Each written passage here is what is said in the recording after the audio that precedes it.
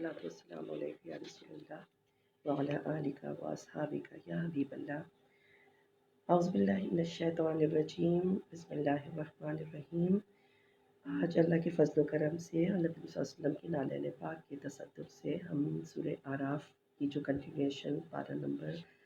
9 में है उससे स्टार्ट लेंगे। अभी पारा नंबर 8 के एंड में तमाम पैगम्बरों के किस्से थे, डिफरेंट पैगम्बरों के नाम थे, डायलॉग मॉडल्स एक जैसे थे कि मैं तुम्हारे पास हक़ का पैगाम लेकर आया हूँ, अल्लाह की वाहिद मानो और शिरक ना करो और मेरा कहा मानो, मैं उसका रसूल हूँ। और वो सारे के सारे जो थे असराह तकब्बुर कहते थे कि अल्लाह ने आप में हमें में से ही एक मर्द के ऊपर ये सब कलाम कैसे उतार दिया। अब आयत नंबर 88 है पारा नंबर 9 की सबसे पहली कि अब हज़रत शुएब अलैहिस्सलाम की कौम का ज़िक्र कि हज़रत शुएब अलैहिस्सलाम को भी उनके जो कौम के मुतकब्बिर और सरकश सरदार थे उन्होंने झुटलाया। उन्होंने कहा कि हम तुम्हें यानी निकाल देंगे बस्ती से अगर तुमने इस तरह की तबलीग की और हम तुम्हारे मज़हब में पलटने वाले नहीं हैं। तो अल्लाह ताला ने उनके ऊपर भी अज़ाब नाज़िल फरमाया और कौम के रईसों ने जब उनका इनकार किया तो हज़रत शुएब अलैहिस्सलाम ने डराया कि देखो तुम नुकसान उठाने वाले हो जाओगे, मैं डरता हूँ कि तुम्हारे ऊपर अज़ाब ना नाज़िल हो जाए। तो उन्हें शदीद ज़लज़ले के अज़ाब ने पकड़ा और सुबह वो अपने घरों में औंधे पड़े हुए थे। आयत नंबर 91 में आया है और ये नीस्त नाबूद हो गए, नुकसान उठाने वाले हो गए। फिर आयत नंबर 93 में अल्लाह ताला फरमा रहे हैं कि हज़रत शुएब अलैहिस्सलाम उनसे किनारा कश हो गया कि ए मेरी कौम, मैंने तुम्हें रब के पैगामात सारे पहुंचा दिए थे, उसके बावजूद तुमने कुफ्र किया।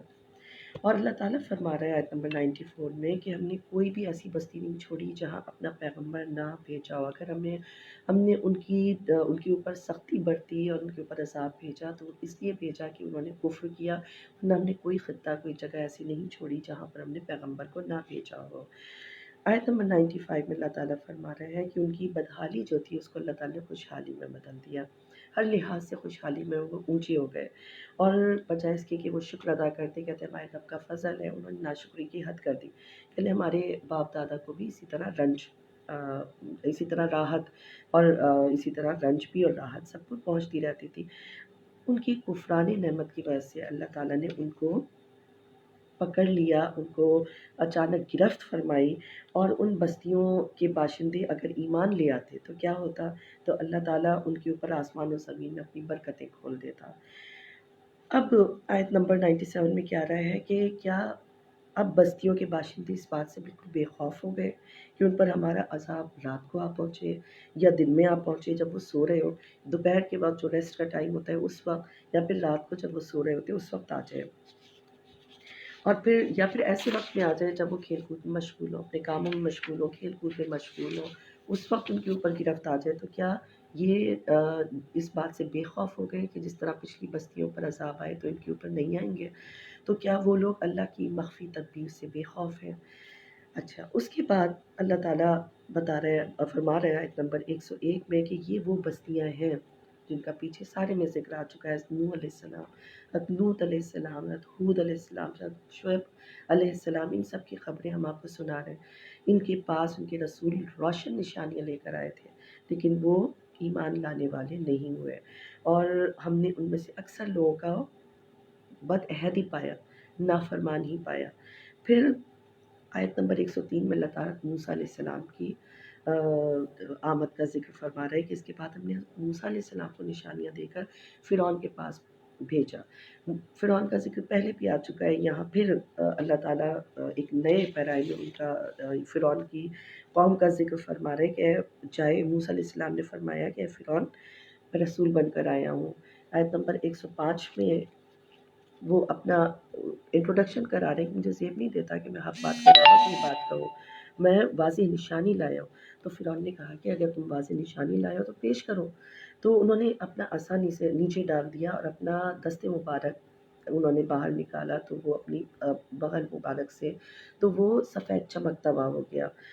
ید بیضا جو کہلاتا ہے۔ تو اس کو دیکھ کے فرعون اور اس کے تمام لوگ کہنے لگے کہ تو ماہر جادوگر ہے۔ تو فرعون نے پھر مشورہ مانگا کہ بتاؤ سرداروں کہ میں کیا کروں ان کے معاملے میں۔ تو انہوں نے کہا کہ آپ موسیٰ علیہ السلام، ان کے بھائی ہارون علیہ السلام کو ان کے کیس کو مؤخر کر دیں، ڈیلے کر دیں، اور ایسا کریں جادوگروں کو کہیں کہ وہ آپ کے پاس جمع ہو۔ تو جب جادوگر تمام جمع ہوئے، فرعون کے پاس آئے، یہ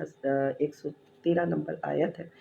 تو انہوں نے کہا کہ ہمارے لیے کیا اجرت ہوگی، اگر ہم غالب آ گئے تو ہمیں ملے گا کیا؟ تو فرعون نے کہا تمہیں میرا دربار میں تمہیں میرا قرب ملے گا۔ ان جادوگروں نے حضرت موسیٰ علیہ السلام سے کیا کہا کہ آپ پہل کریں گے یا ہم پہل کریں؟ یہ ان کا ادب تھا کہ انہوں نے ان سے پوچھ کے اپنا کام شروع کیا۔ انہوں نے فرمایا کہ تم ہی پہلے ڈال دو جو تم نے ڈالنا ہے۔ انہوں نے اپنی رسیاں، لاٹھیاں، اب یہ خیال رہے کہ جو بھی پیغمبر آئے ان کو جو بھی معجزات دیے گئے وہ اس زمانے کے جو ٹاپ کے فن رائج تھے نا، وہ ان کے لحاظ سے ہی دیے گئے۔ حضرت موسیٰ علیہ السلام کے زمانے میں جادوگری اپنے ٹاپ پر تھی، پیک پر تھی۔ جادوگروں کی آپ کہتے ہیں سنتے ہیں کہ تمام جادوگر آ گئے، نہیں، جادوگری اپنے فن کے عروج پر تھی۔ تو ان کو بھی وہ معجزہ عطا کیا گیا جس میں جادو کا گمان ہوتا تھا۔ تو موسیٰ علیہ السلام نے کہا تم لوگ پہلے ڈال دو۔ انہوں نے جب ڈالی یہ رسیاں، لاٹھیاں، تو وہ سب جو ہے سام بن گئے، اور لوگوں کی آنکھیں حیرت میں مبتلا ہو گئی کہ یہ کیا ہے، اور وہ زبردست قسم کا جادو سامنے لیا ہے۔ پھر ہم نے موسیٰ علیہ السلام پر وہی فرمائی آپ اپنا عصا زمین پر ڈال دیجئے۔ تو جب عصا زمین پر ڈالا تو وہ ساری چیزوں کو نگلنے لگا، بس حق ثابت ہو گیا ہے نمبر 118 میں، اور سب کچھ باطل ہو گیا، یہ ساری چیزوں کو اس نے نگل لیا۔ اب وہ جو آئے ہوئے تھے جادوگر، وہ تو جادو کے ماہر تھے، انہیں پتا تھا جادو کیا ہے اور حق کیا ہے، کیونکہ وہ تو ایک سراب ہے جادو، لیکن انہیں پتا تھا کہ یہ جو چیز انہوں نے ڈالی یہ جادو نہیں ہے، کچھ اور ہے۔ وہ سارے سجدے میں گر گئے، مغلوب ہو گئے، غلبہ حضرت موسیٰ علیہ السلام کو ملا، اور وہ بول اٹھے کہ ہم سارے جہانوں کے رب پر ایمان لائے جو موسیٰ اور ہارون علیہ السلام کا رب ہے۔ فرعون کو بڑا طیش آیا۔ آیت نمبر 23 میں وہ کہہ رہا ہے کہ یہ تم نے کیا کیا، یہ تم سب نے مل کے، جادوگروں نے اور حضرت موسیٰ اور ہارون علیہ السلام نے مل کر مجھ سے فریب کیا تاکہ مجھے اس شہر سے نکال دو اور میری قوم کو نکال دو، تو میں تمہارے ہاتھ پاؤں اپوزٹ ڈائریکشنز میں کاٹ ڈالوں گا اور تم سب کو پھانسی دے دوں گا۔ تو ان کے جو جادوگر تھے جو ایمان لے آئے، ان کا ادب تھا، جس ادب نے ان کو یہ ایمان کی راہ دکھائی، تو انہوں نے کہا کہ تمہیں ہمارا کون سا عمل برا لگا ہے؟ یہ برا لگا ہے نا کہ ہم اپنے رب کی سچی نشانیوں کو دیکھ کر ایمان لے آئے، اور ہم اپنے رب سے دعا کرتے کہ ہم پر صبر کے سرچشمے کھول دے۔ بہت انتہا سے زیادہ مشکل وہ ٹائم تھا کہ سامنے فرعون تھا، اور فرعون اپنی سختیوں میں بے حد مشہور تھا، اور اس نے وہ سب کچھ کیا جو اس نے کہا۔ آیت نمبر 127 میں آتا ہے کہ فرعون کی جو قوم تھی اس کے سرداروں نے خطرہ محسوس کیا اور کہا کہ کیا تم موسیٰ اور ان کی قوم کو ایسے ہی چھوڑ دو گے، یہ تو ملک میں فساد پھیلائیں گے اور تیرے معبودوں کو بھی نہیں چھوڑیں گے، اور اب ہم ایسا کرتے کہ ان کے لڑکوں کو قتل کر دیتے، جو پہلے ان کی پیدائش سے پہلے بھی یہی کیا تھا، لڑکوں کو قتل کر دیا جاتا تھا اور لڑکیوں کو زندہ چھوڑ دیا جاتا تھا۔ تو اب پھر انہوں نے کہا کہ اب ہم ان کے مردوں کو قتل کر دیں گے، پھر ان کی خواتین ہی بچیں گی، ان کی ادھر ادھر جہاں بھی ہو جائیں گی تو ان کی قوم وہ قوم تو نہیں رہے گی، تو ان کی عورتوں کو ہم زندہ رکھیں گے۔ آیت نمبر 128 میں آتا ہے کہ موسیٰ علیہ السلام نے فرمایا اپنی قوم سے تم صبر کرو، اللہ مدد کرے گا، اللہ سے مدد مانگو، اور وہ جسے چاہتا ہے وارث بنا دیتا ہے سلطنت کا۔ لوگ کہنے لگے کہ ہمیں تو جب آپ نہیں آئے تھے، آپ کے آنے سے پہلے بھی ہمارا یہی حال تھا، ہمیں اذیتیں دی گئی، ہمارے بیٹوں کو مار دیا جاتا تھا اور ہمیں بہت زیادہ بری طرح ٹریٹ کیا جاتا تھا، اور اب ہماری مصیبت دور کب ہوگی؟ تو موسیٰ علیہ السلام نے فرمایا کہ قریب ہے کہ تمہارا رب تمہارے دشمن کو ہلاک کر دے۔ پھر ان کے اوپر، فرعون کی قوم کے اوپر قحط سالی کی گرفت آئی، ٹھیک ہے، میووں کو نقصان ہوئے، اللہ تعالیٰ نے ان کو گرفت میں لیا، اور پھر ہوا کیا؟ آیت نمبر 133 میں ان جو عذاب اللہ تعالیٰ نے بھیجے ان کے نام آ رہے ہیں کہ طوفان بھیجے، ٹڈیاں بھیجی، ان کا عذاب بھیجا، گھن یعنی کیڑوں کا عذاب بھیجا، پھر مینڈک کا عذاب بھیجا، ہر چیز میں مینڈک آ جاتے تھے، خون کا عذاب بھیجا، ہر برتن میں ہر چیز میں خون جمع ہو جاتا تھا، ٹھیک ہے نا، اور اس کے علاوہ کتنی ہی جداگانہ نشانی اللہ تعالیٰ نے بھیجی، لیکن وہ قوم، اور بھیجی کس لیے؟ اللہ تعالیٰ نہیں چاہتا تھا، لیکن وہ قوم خود مجرم تھی، سرکش تھی. اور جب ان پر کوئی عذاب واقع ہوتا، آیت نمبر 134 میں ہے کہ وہ اپنے موسیٰ علیہ السلام سے کہتے کہ آپ جو ہے نا اپنے رب سے دعا کیجیے اور اس عہد کے وسیلے سے جو آپ کے پاس ہے کہ اس عذاب کو ٹال دیں. اور پھر جب ہم ان کو اس سے عذاب سے دور کرتے تو فوراً عہد توڑ دیتے تھے. یہی وہ کام کرتے رہتے تھے. اور یہ بدعتیوں کا ہی صلہ تھا کہ اللہ تعالیٰ نے ان کو سمندر میں غرق کر دیا. آیت نمبر 136 میں ہم نے ان سے بدلہ لیا اور ان کو دریا میں غرق کر دیا. اور ہم نے قوم بنی اسرائیل جو استحصال زدہ تھی اس کو سرزمین مشرق اور مغرب کے وارث بنا دیا. ٹھیک ہے. اب آیت نمبر 138 میں آ رہا ہے کہ ہم نے بنی اسرائیل کو سمندر یعنی بحر قلزم کا آتا ہے جس کو ریڈ سی کہا جاتا ہے، اس کے پار اتار دیا. تو ایسی قوم کے پاس جا پہنچے، انہوں نے دیکھا کہ لوگ بیٹھے ہوئے بتوں کے ارد گرد اور پوجا کر رہے ہیں. تو ان کو بڑا اچھا لگا کیونکہ انہوں نے اپنے لوگوں کو ہمیشہ سے پوجا کرتے ہوئے دیکھا تھا. تو مصریوں کے ایک بہت بڑے پوجا خانے کی طرف سے ان کا گزر ہوا تو ان کا بھی دل چاہنے لگا کہ ہمارے لیے بھی کوئی بت ہو اور ہم اس کی عبادت کریں. تو اللہ تعالیٰ نے انہوں نے موسیٰ علیہ السلام سے فرمائش کی کہ ہمارے لیے بھی اسی طرح کی کوئی چیز بنا دیں. حضرت موسیٰ علیہ السلام نے فرمایا کہ کیا میں تمہارے اپنے رب کے سوا کوئی اور معبود تلاش کروں تمہارے لیے؟ ایسا کیسے ہو سکتا ہے؟ آیت نمبر 43 میں کیا ہوا؟ اب آیت نمبر 42 میں دیکھیں کہ موسیٰ علیہ السلام کو اللہ تعالیٰ نے 30 راتوں کا وعدہ دیا کہ آپ آئیے، اور اس کو بڑھا کے پھر 40 راتیں کر دیا کہ آپ 40 راتیں جو ہیں یہاں پر پہاڑ پہ تشریف لے آئیے. اور وہ اپنے بھائی کے حوالے اپنے قوم کو کر کے گئے، دیکھو میرے پیچھے ان کا خیال رکھنا، اصلاح کرتے رہنا. موسیٰ علیہ السلام وہاں چلے گئے کوہ طور پر اور اللہ سے کلام فرمایا. اب یہ جو اللہ سے کلام فرمایا یہ بڑا امپورٹنٹ ہے. انہوں نے فرمایا اے اللہ میں تیرا دیدار کرنا چاہتا ہوں. اللہ تعالیٰ نے فرمایا لن ترانی، کہ تم مجھے نہیں دیکھ سکتے. یہ نہیں فرمایا کہ مجھے دیکھا ہی نہیں جا سکتا، کیونکہ اللہ تعالیٰ کو تو پتہ تھا کہ اللہ تعالیٰ کسی کو اپنے دیدار کا شرف عطا فرمائے گا. تو ایسا تو نہیں، اگر اللہ تعالیٰ یہ فرماتا دیکھا ہی نہیں جا سکتا تو معراج شریف پہ آقا علیہ السلام تشریف لے گئے اور انہوں نے اللہ تعالیٰ کا بے حجاب دیدار فرمایا. تو اللہ تعالیٰ نے فرمایا لن ترانی، تم مجھے نہیں دیکھ سکتے. اور ارشاد ہوا کہ تم تو مجھے ہرگز نہ دیکھ سکو گے، پہاڑ کی طرف نگاہ ڈالو میں تجلی فرماؤں گا. اور جب تجلی اللہ تعالیٰ نے فرمائی تو وہ اس حسن کو دیکھنے کی تاب نہ لا سکے اور بے ہوش ہو گئے.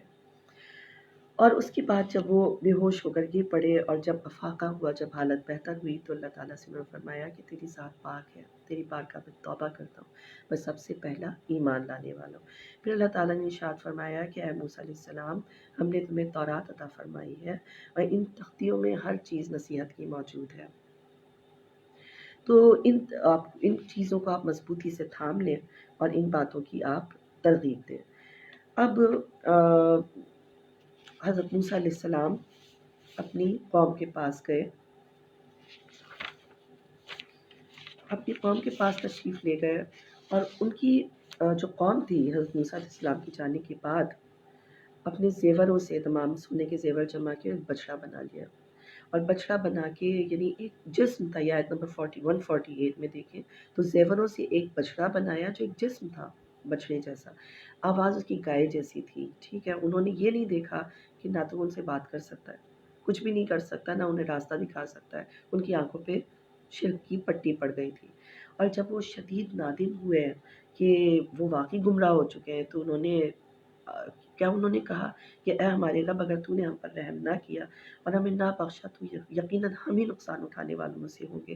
اب جب موسیٰ علیہ السلام کے قوم کے پاس واپس آئے تو انہیں بہت غم و غصہ تھا. وہ حضرت ہارون علیہ السلام سے اس بات پہ جھگڑا کرنے لگے کہ تم نے اس قوم کا خیال نہیں رکھا. تو حضرت ہارون علیہ السلام نے فرمایا کہ آپ سب کو ہم پر ہنسنے کا موقع نہ دیں. میں نے ان کو بنا کرنے کا قصد کیا، لیکن مجھے اس بات کا خطرہ تھا کہ مجھے قتل کر بیٹھیں گے، تو آپ ان کو ہنسنے کا موقع نہ دیں اور مجھے ان ظالموں کے زمرے میں داخل مت کریں. تو حضرت موسیٰ علیہ السلام نے عرض کی کہ اللہ مجھے اور میرے بھائی کو معاف فرما. اور جب ان کا غصہ تھوڑا سا ہلکا ہوا، آیت نمبر 154 میں آتا ہے، تو انہوں نے تختیاں اٹھا لی. ان تختیوں میں تحریر تھی، ہدایت تھی، ایسے لوگوں کے لیے رحمت مذکور تھی جو اپنے رب سے بہت ڈرتے ہیں. پھر اللہ تعالیٰ نے ان کو حکم فرمایا، جب پشیمان ہوئے بنی اسرائیل، تو کہ انہوں نے کہا کہ بھئی ہماری اب آپ توبہ کروا دیجئے، تو اللہ تعالیٰ نے ان سے فرمایا اپنے 70 نمائندوں کو چن لیجئے اور وہ 70 لوگوں کو اپنے ساتھ لائیے،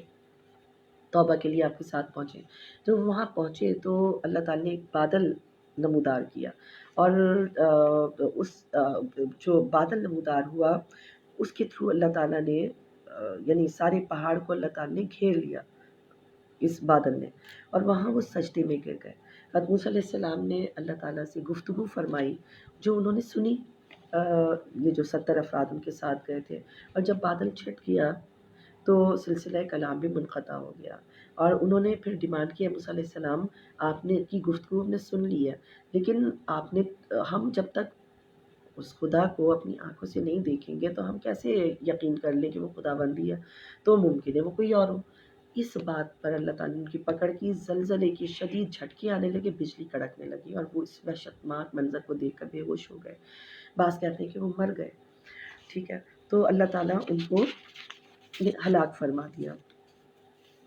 اس کے بعد کیا ہوا کہ حضرت موسیٰ علیہ السلام نے جب یہ دیکھا تو اپنے رب سے عرض کی کہ اللہ تعالیٰ اگر ان تیری رضا اسی میں تھی کہ ان کو مارنا ہی مقصود تھا تو ان کو ہلاک فرما دیتا، اب یہ میرے ساتھ آئے ہیں، میری قوم مجھے الزام ٹھہرائے گی، میرے ساتھ گئے تھے توبہ کے لیے اور اب یہ مر گئے ہیں، تو یہ مجھے بہت زیادہ بدنام کریں گے اور مجھے ملزم ٹھہرائیں گے،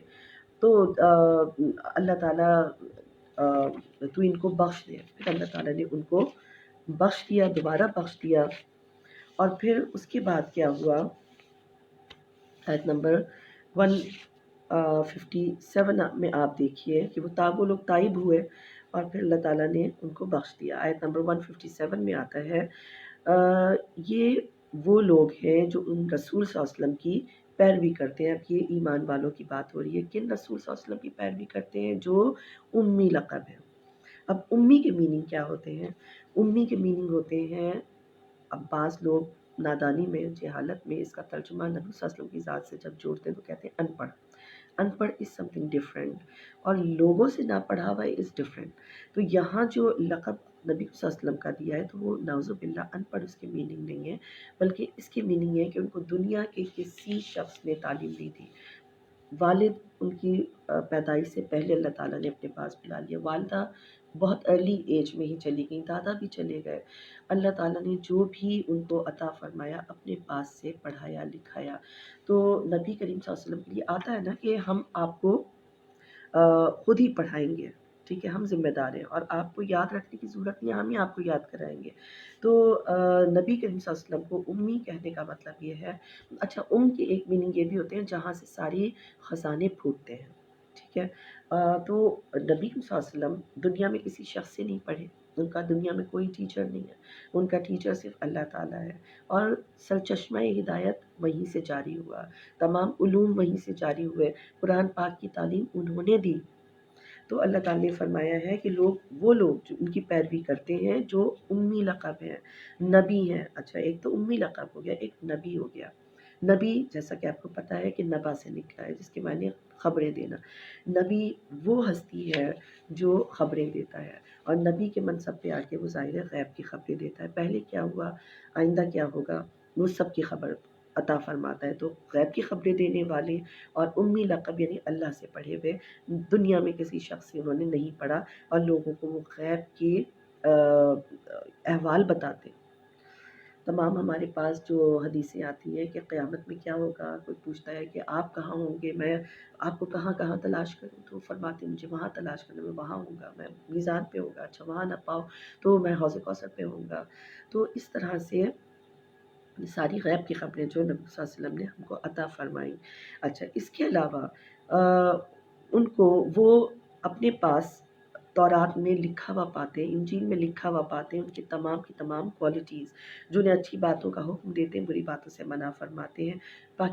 پاکیزہ چیزوں کو حلال فرماتے ہیں اور باقی جو گندی چیزیں ان کو حرام فرماتے ہیں۔ تو بس جو ان پر ایمان لائیں گے ان کی تعظیم و توقیر کریں گے، عزروہ و نصروہ، کہ جو ان کی تعظیم کریں گے، ان کی توقیر کریں گے، ان کی مدد کریں گے، نصرت کریں گے، تو اس نور جو قرآن کی صورت میں نازل ہو اس کی پیروی کریں گے جو ان کے ساتھ نازل کیا گیا، وہی فلاح پائیں گے۔ اچھا، آیت نمبر 160 آپ دیکھیے کہ آیت نمبر 159 دیکھیے کہ موسیٰ علیہ السلام کی قوم میں ایک جماعت ایسے لوگوں کی بھی جو حق بتاتے ہیں۔ ہمیشہ دو طبقات بنتے، ایک گمراہی پر ہوتی ہے اور ایک حق پر ہوتی ہے، تو عدل پر مبنی فیصلے کرنے والے بھی ان کی جماعت میں موجود ہیں، لیکن وہ ہمیشہ کم ہوتے ہیں۔ آیت نمبر 160 میں پھر وہی ذکر ہے جو پیچھے آیا تھا ذکر کہ ہم نے ان کو گروہ در گروہ 12 قبیلوں میں تقسیم کیا اور 12 چشمے پھوٹ اٹھے۔ یہ بنی اسرائیل جو ہے نا، بنی اسرائیل کا یہ ہے کہ یہ ان کو 12 قبیلوں میں ڈسٹریبیوٹ کیا گیا، ٹھیک ہے، کیونکہ یہ ان کی تعداد بہت زیادہ تھی، اور جب ان کو یہ جو بنی اسرائیل تھے یہ اصل میں حضرت یعقوب علیہ السلام کے 10 بیٹوں اور حضرت یوسف علیہ السلام کی 2 بیٹوں کی اولاد میں سے تھی۔ ان کی تعداد اتنی بڑھ چکی تھی کہ حضرت موسیٰ علیہ السلام جب ان کو لے کے وادی طیٰ میں، وادی سینا میں پہنچے، ان کی تعداد کئی لاکھ تھی، تو ان کو مینج کرنا مشکل کام تھا، تو ان کے 12 گروہ میں ان کو تقسیم کر دیا گیا، اور ہر گروہ کا ایک ایک نگران مقرر کیا گیا جو ان کے اوپر نگہبان تھا۔ اچھا، تو یہ ان کا ذکر آ رہا ہے کہ پھر جب یہ وادی طیٰ میں گئے، وہاں پر پانی نہیں تھا، لقدق صحرا تھا، تو اللہ تعالیٰ نے انہوں نے کہا کہ اپنے پیغمبر سے کہ آپ درخواست کیجئے اپنے اللہ سے کہ ہمیں پانی نازل فرمائے، تو انہوں نے اپنا عصا پتھر پر مارا اور چشمے 12 پھوٹ اٹھے، اور ہر ایک نے اپنا اپنا گھاٹ پہچان لیا کہ کون سا کس کا ہے، اور پھر ان پہ من و سلوہ اتارا، بادل ان پہ سایہ کیا رکھا۔ یہ سب اللہ تعالیٰ نے اس آیت میں ہمیں بتا دیا۔ آیت نمبر 164 کہتی ہے کہ جب ان میں سے ایک گروہ نے کہا کہ تم ایسے لوگوں کی نصیحت کیوں کر رہے ہو جنہیں اللہ ہلاک کرنے والا ہے۔ اب یہ اس سے پچھلی آیت میں ان لوگوں کا ذکر ہے یہودیوں میں سے جن کو ہفتے کے دن مچھلی کے شکار کو منع کیا گیا تھا، اور ہفتے کے دن مچھلیاں اوپر آ جاتی تھیں اور ان کو بڑا اچھا لگتا تھا کہ اتنی ساری مچھلیاں ہیں اور ہم کیسے ان کو نہ پکڑیں، تو انہوں نے، آپ کو پتہ ہی ہے کہ کس طرح سے اپنی لہجت قائم کی تھی۔ اچھا، یہ جو تھا نا شہر، ایلا کا شہر تھا جو اب عقبہ کے نام سے مشہور ہے، اور یہ جو ایک گروہ نے جو یہ بات کہی کہ تم انہیں کیوں سمجھاتے ہو، تو یہ 3 گروہ ہو گئے تھے۔ ایک گروہ تو وہ تھا جو کھلم کھلا نافرمانی کرتا تھا اور خوب مچھلیاں پکڑتا تھا، اور دوسرا وہ تھا جو خود شکار تو نہیں کرتا تھا لیکن شکار کرنے والوں کو منع نہیں کرتا کہ تم ایسا کرو، تم ایسا نہ کرو۔ تیسرا وہ تھا جو اس گناہ سے بچے ہوئے تھے اور تبلیغ اپنی جاری رکھے ہوئے تھے، ہر وقت مشغول رہتے تھے، تو ان کو یہ دوسرے نمبر والا گروہ کہتا تھا کہ تم ایسا کیوں کر رہے ہو، تم ان کو کیوں سمجھا رہے ہو، تو انہیں تو اللہ نے ہلاک کر دیا، تو اللہ تعالیٰ سخت عذاب دینے والا ہے۔ تو وہ کیا کہتے تھے کہ تمہارے رب کے حضور اپنی معذرت پیش کرنے کے لیے، تاکہ ہم متقی پرہیزگار رہیں، کہ ہم پہ یہ حجت نہ ہو کہ ہم نے منع نہیں کیا تھا، ہم نے اپنا فرض سر انجام نہیں دیا تھا، اور اس لیے بھی کہ شاید وہ پرہیزگار بن جائے۔ تو تیسرا گروہ جو تھا اس پر عذاب نہیں آیا۔ آیت نمبر 165 میں آتا ہے کہ جب انہیں نصیحت کی گئی تھی تو کیا ہوا کہ جو 2 باقی تھے نا، ان کے اوپر ہم نے عذاب نازل کیا، اور وہ ایک جو کام کر رہا تھا، اپنا فرض پورا کر رہا تھا، اس پر ہم نے عذاب نازل نہیں کیا۔ آیت نمبر ہم دیکھتے ہیں اب 172 کہ اور یاد کیجئے جب آپ کے رب نے اولاد آدم کی پشتوں سے ان کی نسل نکالی اور ان کو انہی کی جانوں پر گواہ بنایا۔ یہ بہت مشہور میثاق الست ہے، یعنی اس میں اللہ تعالیٰ نے حضرت عمر رضی اللہ عنہ نے اس کی آیت کی تفسیر پوچھی نبی صلی اللہ علیہ وسلم سے کہ اس آیت کا مطلب کیا ہے، تو انہوں نے فرمایا کہ جب حضرت آدم علیہ السلام کی تخلیق ہوئی تو اللہ تعالیٰ نے ان کی پشت مبارک پر اپنا دست مبارک رکھا اور پھیرا، اور ساری پیدا ہونے والی جو ذریت تھی، اولاد تھی، وہ ظاہر ہو گئی، اور ان سے یہ سوال کیا اللہ تعالیٰ نے کہ بتاؤ تمہارا کیا میں تمہارا رب نہیں، لست بربکم، کیا میں تمہارا رب نہیں، اور سب نے کہا بلا، کہ جی ایسا ہی ہے، کیوں نہیں، تو ہم گواہی دیتے ہیں، اور تاکہ قیامت کے دن ہم گواہی دیتے تاکہ قیامت کے دن یہ نہ کہو کہ ہم اس عہد سے بے خبر تھے۔ تو یہ اللہ تعالیٰ نے ہم سب لوگوں سے وعدہ لے کے دنیا میں بھیجا۔ اب آگے آپ دیکھیں تو آگے آیت نمبر 175 آتی ہے. 175 میں خاص شخص کا ذکر ہے، خاص قصے کا ذکر ہے. آپ انہیں اس شخص کا قصہ سنا دیں جسے ہم نے اپنی نشانیاں دیں پھر وہ نکل گیا، یعنی اس علم و نصیحت کے حصار سے نکل گیا اور شیطان اس کے پیچھے لگ گیا اور گمراہوں میں سے ہو گیا. اگر ہم چاہتے تو اسے ان آیتوں کے ذریعے بلند فرما دیتے، لیکن وہ خود زمینی دنیا کی پستی کی طرف راغب ہو گیا اور خواہشوں کا پیروکار ہو گیا. اس کی مثال کتے جیسی ہے کہ جس پر سختی کرے تو زبان نکال دے اور چھوڑ دے تب بھی زبان نکالے رہے. تو ایگزیکٹلی یہ اس شخص کے لیے ہے جس کا نام تھا بلعام بن باورا. یہ بڑا عالم تھا، بڑا متقی پرہیزگار تھا، مستجاب الدعوات تھا. تو حضرت موسیٰ علیہ السلام کا جب پتہ چلا کہ یہ جبارین کی قوم سے جنگ کرنے کے ارادے سے آ رہے ہیں، تو یہ جو شام میں جب یہ ٹھہرے تو جو لوگ تھے کنعان سے شام کے راستے میں یہ بستی آتی ہے، تو وہ جو بستی والے تھے نا یہ ان کے پاس گئے کہ یہ تو بڑے سخت لوگ ہیں، حضرت موسیٰ علیہ السلام کے ساتھ جو آ رہی ہیں تو ہم چھوڑیں گے نہیں. تو یہ اس کے آدمی کے پاس جاتے ہیں، بلعام بن باورا کے پاس، اور اس کے پاس اسم اعظم بھی تھا اور اس کی دعائیں بڑی مقبول ہوتی تھی. اس کو کہا کہ حضرت موسیٰ علیہ السلام تو بڑے سخت ہیں، وہ اگر آ گئے تو بڑا خون خرابہ ہوگا، آپ ان کے لیے دعا کریں، بد دعا کریں کہ وہ یہاں نہ آ سکیں. اس نے منع کیا کہ نہیں وہ نبی ہیں، ان کے ساتھ فرشتے بھی ہیں، ان کے ساتھ متقین ہیں اور تمام صالحین ہیں، میں ایسا کام نہیں کر سکتا کہ میں گناہ کا راستہ اختیار نہیں کر سکتا. تو انہوں نے کہا کہ اچھا، ان کے بڑے جب اصرار ہوئے تو اس نے کہا کہ اچھا میں استخارہ کرتا ہوں. استخارہ میں جواب آ گیا کہ بد دعا مت کرنا. اچھا اب یہ اس نے بتا دیا میں نہیں کر سکتا یہ کام، کیونکہ استخارے میں بھی آ گیا کہ مت کرو یہ کام. انہوں نے دوسری چال چلی، انہوں نے اس کو خوب تحفے تحائف دیے، نذرانے دیے جو اس نے قبول کیے. پھر کچھ عرصے بعد میں نے دوبارہ کہنا شروع کیا کہ اب دوبارہ استخارہ کرو، دوبارہ کرو استخارہ، دیکھو اب کیا جواب آتا ہے. اچھا اب جب اس نے استخارہ کیا تو جواب میں کچھ آیا ہی نہیں. اس نے لوگوں سے کہا کہ بھائی جواب میں تو کچھ نہیں آیا. تو لوگ کہنے لگے کہ اب جواب میں جب کچھ بھی نہیں آیا تو اس کا مطلب ہے کہ آپ کر لیں گے کام، یعنی بد دعا دے دیں، اس سے کچھ بھی نہیں ہوگا. اب اس چیز نے اس کو فتنے میں ڈال دیا. آخر کار پہاڑ پہ چڑھا، بد دعا دی. تو جب بد دعا شروع کی نا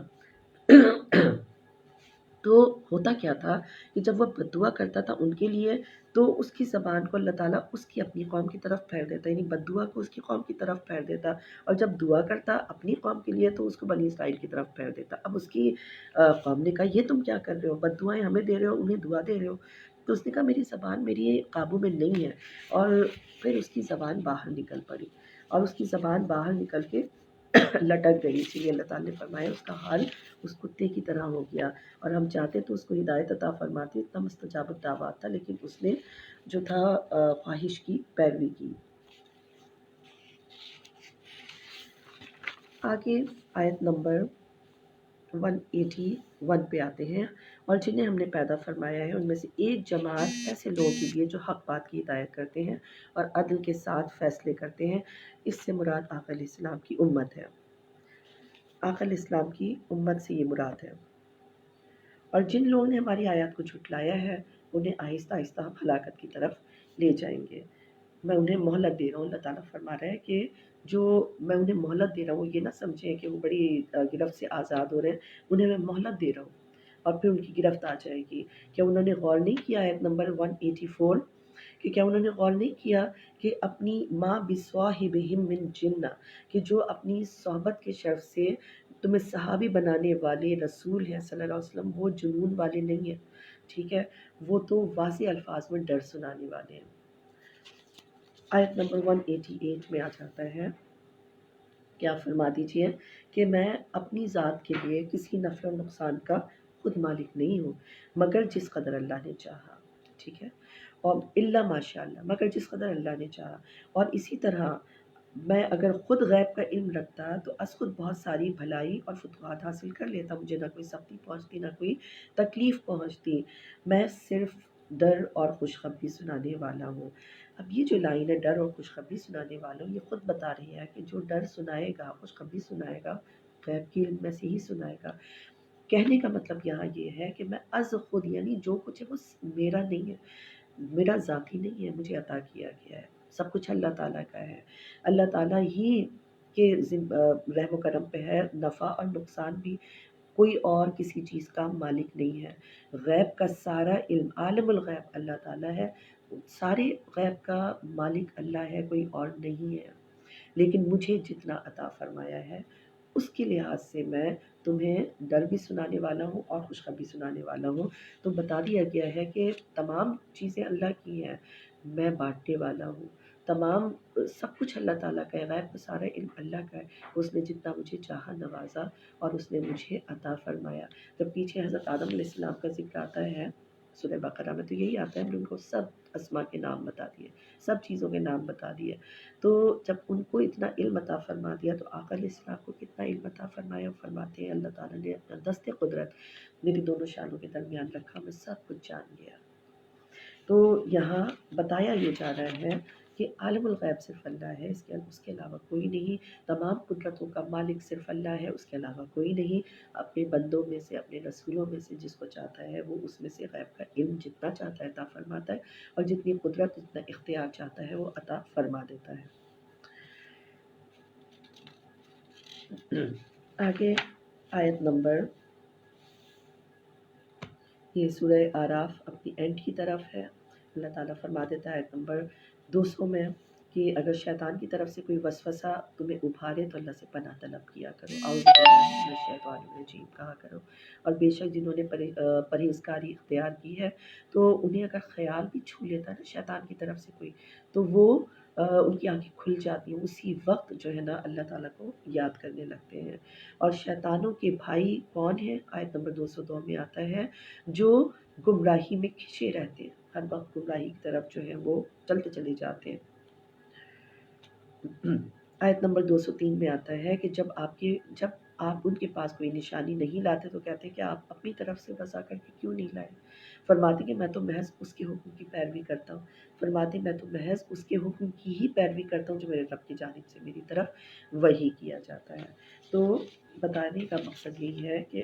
نبی ہمیشہ وہی کرتے ہیں جو اللہ تعالیٰ کہتا ہے، وہ اپنی خواہش نفس سے کوئی بات زبان مبارک سے نہیں نکالتے۔ سورہ انفال مدنی سورہ ہے۔ انفال جمع ہے نفلہ کی اور اس کی میننگ ہے غنیمت۔ اچھا، اس کو بدریہ سورہ بھی کہتے ہیں۔ حضرت ابن عباس رضی اللہ تعالیٰ عنہما سے مروی ہے کہ اس کی 17 آیتیں مکی اور باقی مدنی ہیں۔ آغاز نزول اس کا ہوا ہے غزوہ بدر کے فوراً بعد، اور غزوہ بدر کا اس میں ڈیٹیل میں ذکر ہے، اور آغاز اس کا سن 2 ہجری ہے، اور اسٹارٹ ہی یہ انفال سے ہو رہی ہے کہ اے نبی مکرم صلی اللہ علیہ وسلم، یہ آپ سے کیا پوچھتے ہیں کہ انفال کیا ہے؟ انفال یعنی غنیمت کے بارے میں آپ سے پوچھتے ہیں کہ یہ غنیمت ہے کیا؟ تو آپ فرما دیجئے کہ مال غنیمت کے مالک جو ہیں اللہ اور اس کے رسول صلی اللہ علیہ وسلم ہیں۔ یعنی اللہ تعالیٰ نے رسول صلی اللہ علیہ وسلم کو اپنے ساتھ کس طرح جوڑا ہے۔ اموال غنیمت میں اللہ تعالیٰ کا تو کوئی رول ہی نہیں ہے، اللہ تعالیٰ نے تو کچھ کرنا ہی نہیں ہے۔ رسول اللہ صلی اللہ علیہ وسلم نے صحابہ کرام اللہ تعالیٰ نے ان کو اپنے ساتھ جوڑ کے پیش کیا کہ اللہ اس کے رسول صلی اللہ علیہ وسلم ہے، تو تم اللہ سے ڈرا کرو اور اپنے معاملات سیدھے رکھا کرو اور اللہ اور اس کے رسول صلی اللہ علیہ وسلم کی اطاعت کیا کرو۔ اور ایمان والے کون ہیں؟ ایمان والوں کی کوالٹیز بیان ہو رہی ہیں، صرف وہی ہیں جن کے سامنے جب اللہ کا ذکر کیا جاتا ہے تو ان کے دل خوف زدہ ہو جاتے ہیں اس کی جلال سے، جب ان پر اس کی آیات تلاوت کی جاتی ہیں تو ان کے ایمان کو وہ بڑھا دیتی ہیں، اور ہر حال میں رب پہ توکل کرتے ہیں، اپنی پوری کی پوری ایفرٹ کرتے ہیں اور پھر رب پہ توکل کرتے ہیں۔ یہ لوگ نماز قائم کرتے ہیں اور زکوٰۃ ادا کرتے ہیں، یہی لوگ سچے مومن ہیں۔ آیت نمبر ہم دیکھتے ہیں 5 اور 6۔ جس طرح آپ کا رب آپ کو آپ کے گھر سے حق کے ساتھ باہر لایا، حالانکہ مسلمانوں کا ایک گروہ اس پہ ناخوش تھا، وہ آپ سے اس امر حق کے ظاہر ہونے آنے کے بعد بھی جھگڑنے لگے تھے کہ اللہ کی یعنی بشارت یہ آئی تھی کہ آپ اور آپ کے جو لوگ ہیں ان کو فتح نصیب ہوگی، اس کے باوجود بھی وہ ایسے سمجھ رہے تھے کہ موت کی طرف آگے جا رہے ہوں، اور وہ اس پہ حیران تھے، پریشان تھے۔ اس کا اس طرح سے ہے تفسیر کہ مدینے سے آقا علیہ السلام کی تشریف آوری کا ظاہری سبب تو یہ تھا کہ وہ تجارت کی غرض سے تشریف لے جا رہے تھے، ٹھیک ہے نا، تو مدینہ شریف آوری کی غرض یہ تھی۔ کہ اہل مکہ کا تجارتی قافلہ تھا. جب باہر نکلے تو ابو جہل کی سربراہی میں لشکر کفار کے آنے کی اطلاع ملی.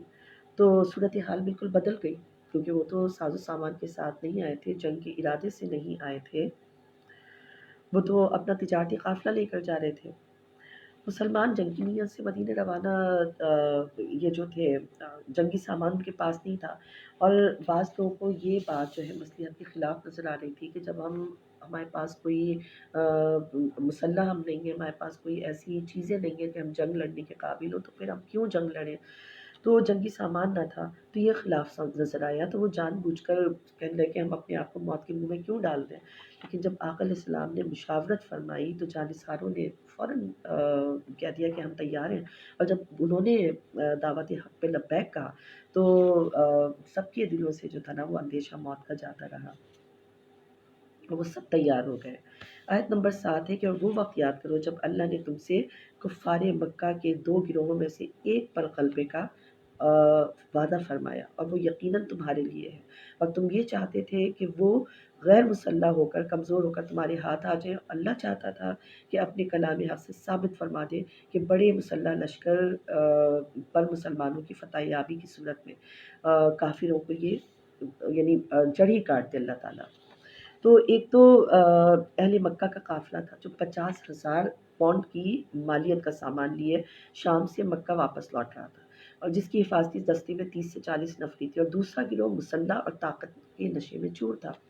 تو مسلمانوں کو وہ پیسنے کے لیے آنا چاہتا تھا. تو ان کا اللہ تعالیٰ بتا رہے ہیں کہ وہ وقت یاد کرو جب تم اپنے رب سے فریاد کر رہے تھے مدد کی، اس نے تمہاری جو ہے فریاد قبول کی اور پے در پہ فرشتے نازل کیے. یعنی اہل مکہ یہ جو تھے آقا علیہ السلام کی آجزانہ دعا کے سبب اللہ تعالیٰ نے بدر کے آقا علیہ السلام ایک چھپر کے نیچے کھڑے ہوئے میدان بدر میں، اور وہاں پر دعا فرمائی تو اللہ تعالیٰ نے ان کو بشارت دی کہ ہم آپ کے پاس فرشتوں کی صورت میں مدد بھیجیں گے. اور اس مدد کی صورت کو اللہ تعالیٰ نے محض بشارت بنایا تھا اس لیے کہ تمہارے دل مطمئن ہو جائے، لیکن حقیقی مدد تو اللہ ہی کی تھی. دلوں کی تسکین کے لیے اللہ تعالیٰ نے فرشتے نازل فرمائے تھے. آیت نمبر 11 یہ ہے کہ جب اس نے اپنی طرف سے راحت و سکون کے لیے تم پر غنود کی تعریف فرما دی، تم پر آسمان سے پانی اتارا تو شیطان تاکہ شیطان کی نجاست کو دور کر دے اور تمہارے دلوں کو پکا کر دے. ہوا کیا تھا کہ جب یہ کفار جو ہیں بدر کے میدان میں پہلے پہنچ گئے، انہوں نے اپنی پسند کی اچھی جگہ پہ چوز کر لی جو پکی تھی ذرا، اور وہاں پہ پڑاؤ ڈال لیے، پانی بھی اپنے قبضے میں کر لیا. اب جب یہ ان کا تو کوئی پروگرام تھا نہیں جنگ کا، جب مسلمان پہنچے تو صرف ریت کے ٹیلے ہی موجود بچے تھے، تو انہوں نے وہاں پڑاؤ ڈال دیا. ریت کے ٹیلوں پر ایک تو پانی اویلیبل نہیں تھا، دوسرا وہاں پر ان کو مشکل یہ پیش آ رہی تھی کہ چلتے تھے تو وہاں پر پیر اندر دھنس جاتے تھے، تو چلنا بہت مشکل ہوتا تھا، تو بڑے پریشان بھی تھے. بہرحال انہوں نے پڑاؤ ڈال دیا. ہوا کیا کہ رات کو اللہ تعالیٰ نے موسلا دھار بارش برسائی. اچھا، شیطان یہ بھی وسوسے ڈال رہا تھا کہ اللہ کے تم مقرب ہوتے تو یہ ساری پریشانیاں نہ ہوتی، حالات تمہارے لحاظ سے ہوتے. تو ہوا کیا کہ اللہ تعالیٰ نے موسلا دھار بارش برسائی، اتنا پانی تھا کہ انہوں نے پانی جمع کیا وضو کے لیے، غسل کے لیے، ہر طرح سے، اور اس سے ریت جو تھی نا وہ جم گئی اور وہ سیٹ ہو گئی. اب اس پر چلنا بھی آسان ہو گیا. جبکہ اسی بارش نے کفار کا کیا حال کیا، وہاں ان کے علاقوں میں کیچڑ ہو گئی. اور اگلا کرم اللہ تعالیٰ نے ایمان والوں پر یہ کیا کہ ان پر نیند طاری کر دی. نیند کی وجہ سے وہ رات بھر سوئے. بارش ہوتی رہی تو اگلے کی طرف سے کوئی خطرہ بھی نہیں تھا اس کا حملے کا، اور نیند طاری کر دی. وہ سکون سے سوئے، صبح اٹھے تو حشاش بشاش تھے اور وہ دشمن سے ٹکر لینے کے قابل ہو چکے تھے. اچھا، اور آقا علیہ السلام کو اللہ تعالیٰ نے رات کو پھر بشارت بھی عطا فرما دی تھی. آیت نمبر 17 پہ آ جائیں تو آیت نمبر 17 یہ ہے کہ اے ایمان والو، ان کافروں کو تم نے قتل نہیں کیا بلکہ اللہ نے انہیں قتل کر دیا. اور اے حبیب محتشم صلی اللہ علیہ وسلم، جب آپ نے ان پر مارے تھے، ٹھیک ہے، جب آپ نے مارے تھے تو وہ آپ نے نہیں مارے تھے بلکہ اللہ نے مارے تھے. ہوا کیا تھا کہ کنکریاں آپ نے اپنی مٹھی میں بھر لی اور ان پر پھینکی، ہر کافر کے اوپر وہ گئیں اور وہ اندھے ہو گئے. ٹھیک ہے، آقا علیہ السلام کا عمل اللہ تعالیٰ نے فرمایا کہ وہ میرا عمل ہے، یہ جو کنکریاں پھینکی تھیں یہ حقیقت میں ہم نے پھینکی تھی. آقا علیہ السلام کا عمل اللہ نے اپنا عمل قرار دے دیا. بالکل اسی طرح جیسے صلح حدیبیہ میں اللہ تعالیٰ نے فرمایا کہ یہ جو آپ کے ہاتھ پر بیعت کر رہی ہیں ہمارے ہاتھ پر بیعت کر رہے ہیں. اللہ تعالیٰ نے آپ کے ہاتھ کو اپنا ہاتھ قرار فرمایا. آپ کے اس دست مبارک سے جو کنکریاں پھینکی گئی وہ اللہ تعالیٰ نے فرمایا وہ اصل میں ہم نے مارے تھے، وہ ہماری طرف سے تھے. اس کے بعد آیت نمبر 19 دیکھیں. آیت نمبر 19 میں ہے کہ اے کافروں کو اللہ تعالیٰ ایڈریس کر رہا ہے کہ تم نے تو فیصلہ کن فتح مانگی تھی تو یقیناً تمہارے پاس فتح آ چکی، اور اگر تم باز آ جاؤ تمہارے حق میں بہتر ہے، اور پھر اگر تم یہ دوبارہ کرو گے تو پھر یہی سزا ہم دیں گے. اچھا کافروں کو کون سی فتح ملی تھی؟ اس کا مطلب یہ ہے کہ کافر جب مکے سے روانہ ہوئے نا تو انہوں نے نکلنے سے پہلے غلاف کعبہ پکڑ کے دعا کی تھی. دعا مانگ کے آئی تھی کہ اے اللہ ہم دونوں فریقوں میں سے جو زیادہ مہمان نواز ہے، زیادہ صلہ رحم ہے، قیدیوں پر کو زیادہ آزاد کرنے والا ہے اس کی مدد فرما، اور اگر رسول صلی اللہ علیہ وسلم حق پر ہیں تو ان کو فتح عطا فرما، اور اگر ہم حق پر ہیں تو ہمیں عطا فرما. تو اب تو وہ غلط فہمی ختم ہو گئی، ان کی دعا پوری ہوئی. اللہ تعالیٰ نے فتح سے بتا دیا کہ کون حق پر ہے. پھر بھی اگر تم ایمان نہیں لاتے تو اللہ تعالیٰ فرماتا ہے کہ تمہیں ہم دوبارہ بھی سزا دیں گے. آیت نمبر 24. اے ایمان والو جب بھی رسول صلی اللہ علیہ وسلم تمہیں کسی کام کے لیے بلائیں جو تمہیں زندگی عطا فرماتے ہیں تو اللہ اس کے رسول صلی اللہ علیہ وسلم کی طرف فرما برداری کے ساتھ جواب دیتے ہوئے حاضر ہو جایا کرو. بلا تو اللہ کے رسول صلی اللہ علیہ وسلم نے، ابھی آ یہ رہا ہے کہ رسول صلی اللہ علیہ وسلم تمہیں بلائیں، اور پھر اگلا ہی جملہ کہتا ہے کہ اللہ اور رسول صلی اللہ علیہ وسلم کی طرف تم آ جاؤ. یعنی اللہ کا نبی صلی اللہ علیہ وسلم کا بلانا اللہ کا بلانا ہے. اگر تم ان کی طرف آؤ گے تو حقیقت میں کیا ہے، تم اللہ ہی کی طرف آؤ گے. اچھا اس میں یہ ہے کہ ابو سعید رضی اللہ عنہ فرماتے کہ میں نماز پڑھ رہا تھا، آقا علیہ السلام نے مجھے یعنی گزرے ان کے پاس سے، دیکھا نماز فرما رہے ہیں، پڑھا، ان کو بلایا تو میں نے نماز ختم کی اور ان کے پاس آ گیا. تو آقا علیہ السلام نے فرمایا تم میرے پاس دیر سے کیوں آئے ہو؟ انہوں نے فرمایا میں نماز پڑھ رہا تھا اس لیے میں نے ختم کر کے آیا. یعنی تم نے وہ آیت نہیں سنی کہ جب تمہیں رسول صلی اللہ علیہ وسلم بلائیں تو تم آ جاؤ. اگر وہ آ جاتے تو کیا ہوتا کہ ان کی نماز بھی نہ ٹوٹتی اور نماز کنٹینیو رہتی، وہ اللہ اور اس کے رسول صلی اللہ علیہ وسلم کی اطاعت میں ہوتے اور واپس جا کے اپنی نماز پوری کر لیتے. تو یہ جو ہے اس میں بتائے گئے بالکل اسی طرح جس طرح آقا علیہ السلام کے زمانے میں نمازیں ہوتی تھیں، اور آقا علیہ السلام تشریف لے آئے. ایک مرتبہ ہوئی ایسی نماز کہ کسی معاملے کو نپٹانے کے لیے نبی صلی اللہ علیہ وسلم وہاں مصروف رہے، نماز کا ٹائم ہو گیا اور صدیق اکبر رضی اللہ عنہ امامت کے لیے ان کو کھڑا کر دیا گیا، امامت کرا رہے ہیں، اور بیچ میں نبی صلی اللہ علیہ وسلم تشریف لے آئے تو صحابہ کرام نے تالیاں بجانی شروع کر دی. جب تالیوں کی آواز بہت تیز ہو گئی تو حضرت ابوبکر صدیق رضی اللہ عنہ نے پیچھے مڑ کر دیکھا تو آقا علیہ السلام کو پایا. انہوں نے وہ پیچھے ابھی نماز کنٹینیوڈ ہے، وہ پیچھے ہٹ رہے ہیں، آقا علیہ السلام کہہ رہے ہیں آپ تشریف لائیے، وہ کہہ رہے ہیں نہیں آپ کنٹینیو کیجیے، لیکن پھر بھی وہ پیچھے ہو جاتے ہیں، آقا علیہ السلام کو آگے کرتے ہیں. نماز ہوتی ہے پوری ہو جاتی ہے اور نماز ضائع نہیں ہوتی، نماز ان کی کنٹینیوڈ رہتی ہے، اس کو کوئی مسئلہ نہیں ہوتا. تو اسی طرح اس کا بتایا جا رہا ہے کہ تمہاری یعنی ان کی نماز نہ ٹوٹتی اگر وہ ایسا کرتے. اور تحویل کعبہ کا جب حکم ہے تب بھی یہی تھا، 2 رکعتیں ہو گئی تھیں، 2 رکعتیں باقی تھیں، اور ان 2 رکعتوں کے بیچ میں ہی تحویل کعبہ ہوا، نماز ٹوٹی نہیں، نماز ان کی کنٹینیوڈ رہی. آگے آیت نمبر 33 میں آپ دیکھیں تو آتا ہے، اچھا آیت نمبر 27 میں بھی دیکھیں کہ جان لو اے ایمان والو تم اللہ اور اس کے رسول صلی اللہ علیہ وسلم سے خیانت نہ کیا کرو، نہ ہی آپس میں خیانت کیا کرو. تو اس کا کیا ہے مطلب کہ خیانت کا مطلب یہ ہے کہ اللہ کے فرائض سے روگردانی کرنا اللہ سے خیانت ہے، سنت سے روگردانی کرنا نبی صلی اللہ علیہ وسلم سے خیانت ہو گئی. تو یہ راوی اس کے حضرت ابن عباس رضی اللہ عنہ جنہوں نے اس کی تفسیر دی ہے. اور آیت نمبر 28 میں جان لو تمہارے اموال تمہاری اولاد تو بس فتنہ ہی ہے، اور یہ کہ اللہ کے پاس اجر عظیم ہے. ایک بچہ آپ علیہ السلام کے پاس لایا گیا، نبی صلی اللہ علیہ وسلم نے اس کو بوسہ عطا فرمایا اور فرمایا کہ محبت جو ہے مال کی اور اولاد کی انسان کو بزدل بنا دیتی ہے اور بخیل بھی، اور یہ اللہ کے پھول ہیں جو اس سے طبعی محبت کے باوجود تعمیل الہی کرتا ہے وہ حقیقتاً کامیاب ہو گیا. تو یہ بڑا امپورٹنٹ ہے کہ اولاد کی محبت سب کو ہوتی ہے، اور اس کی محبت میں لوگ بعض اوقات غلط کام بھی کر جاتے ہیں کہ بچے کہہ رہے ہیں، لیکن اصل فلاح اسی شخص کی ہے جو ان باتوں میں نہ آئے، اس کی محبت کو، اس کو بھی محبت کے ساتھ سمجھائے کہ کیا غلط ہے اور کیا صحیح ہے۔ آیت نمبر 30 ہے کہ جب کافر آپ کے خلاف خفیہ سازشیں کر رہے تھے کہ وہ آپ کو قید کر دیں یا آپ کو قتل کر ڈالیں، آپ کو وطن سے نکال دیں، وہ سازشی منصوبے بنا رہے تھے، اللہ تعالیٰ ان کے مکر و فریب کی رد کے لیے اپنی خفیہ تدبیر فرما رہا تھا۔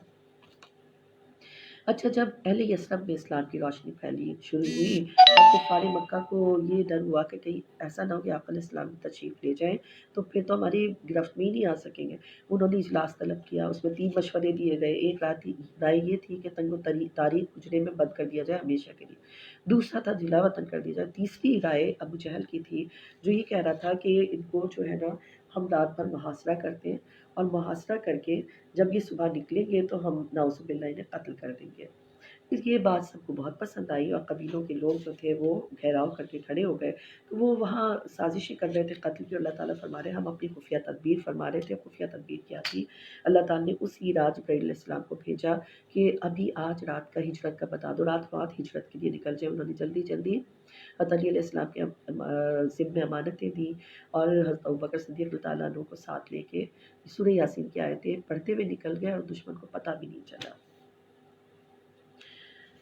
آگے ہم دیکھتے ہیں آیت نمبر 34 کہ ان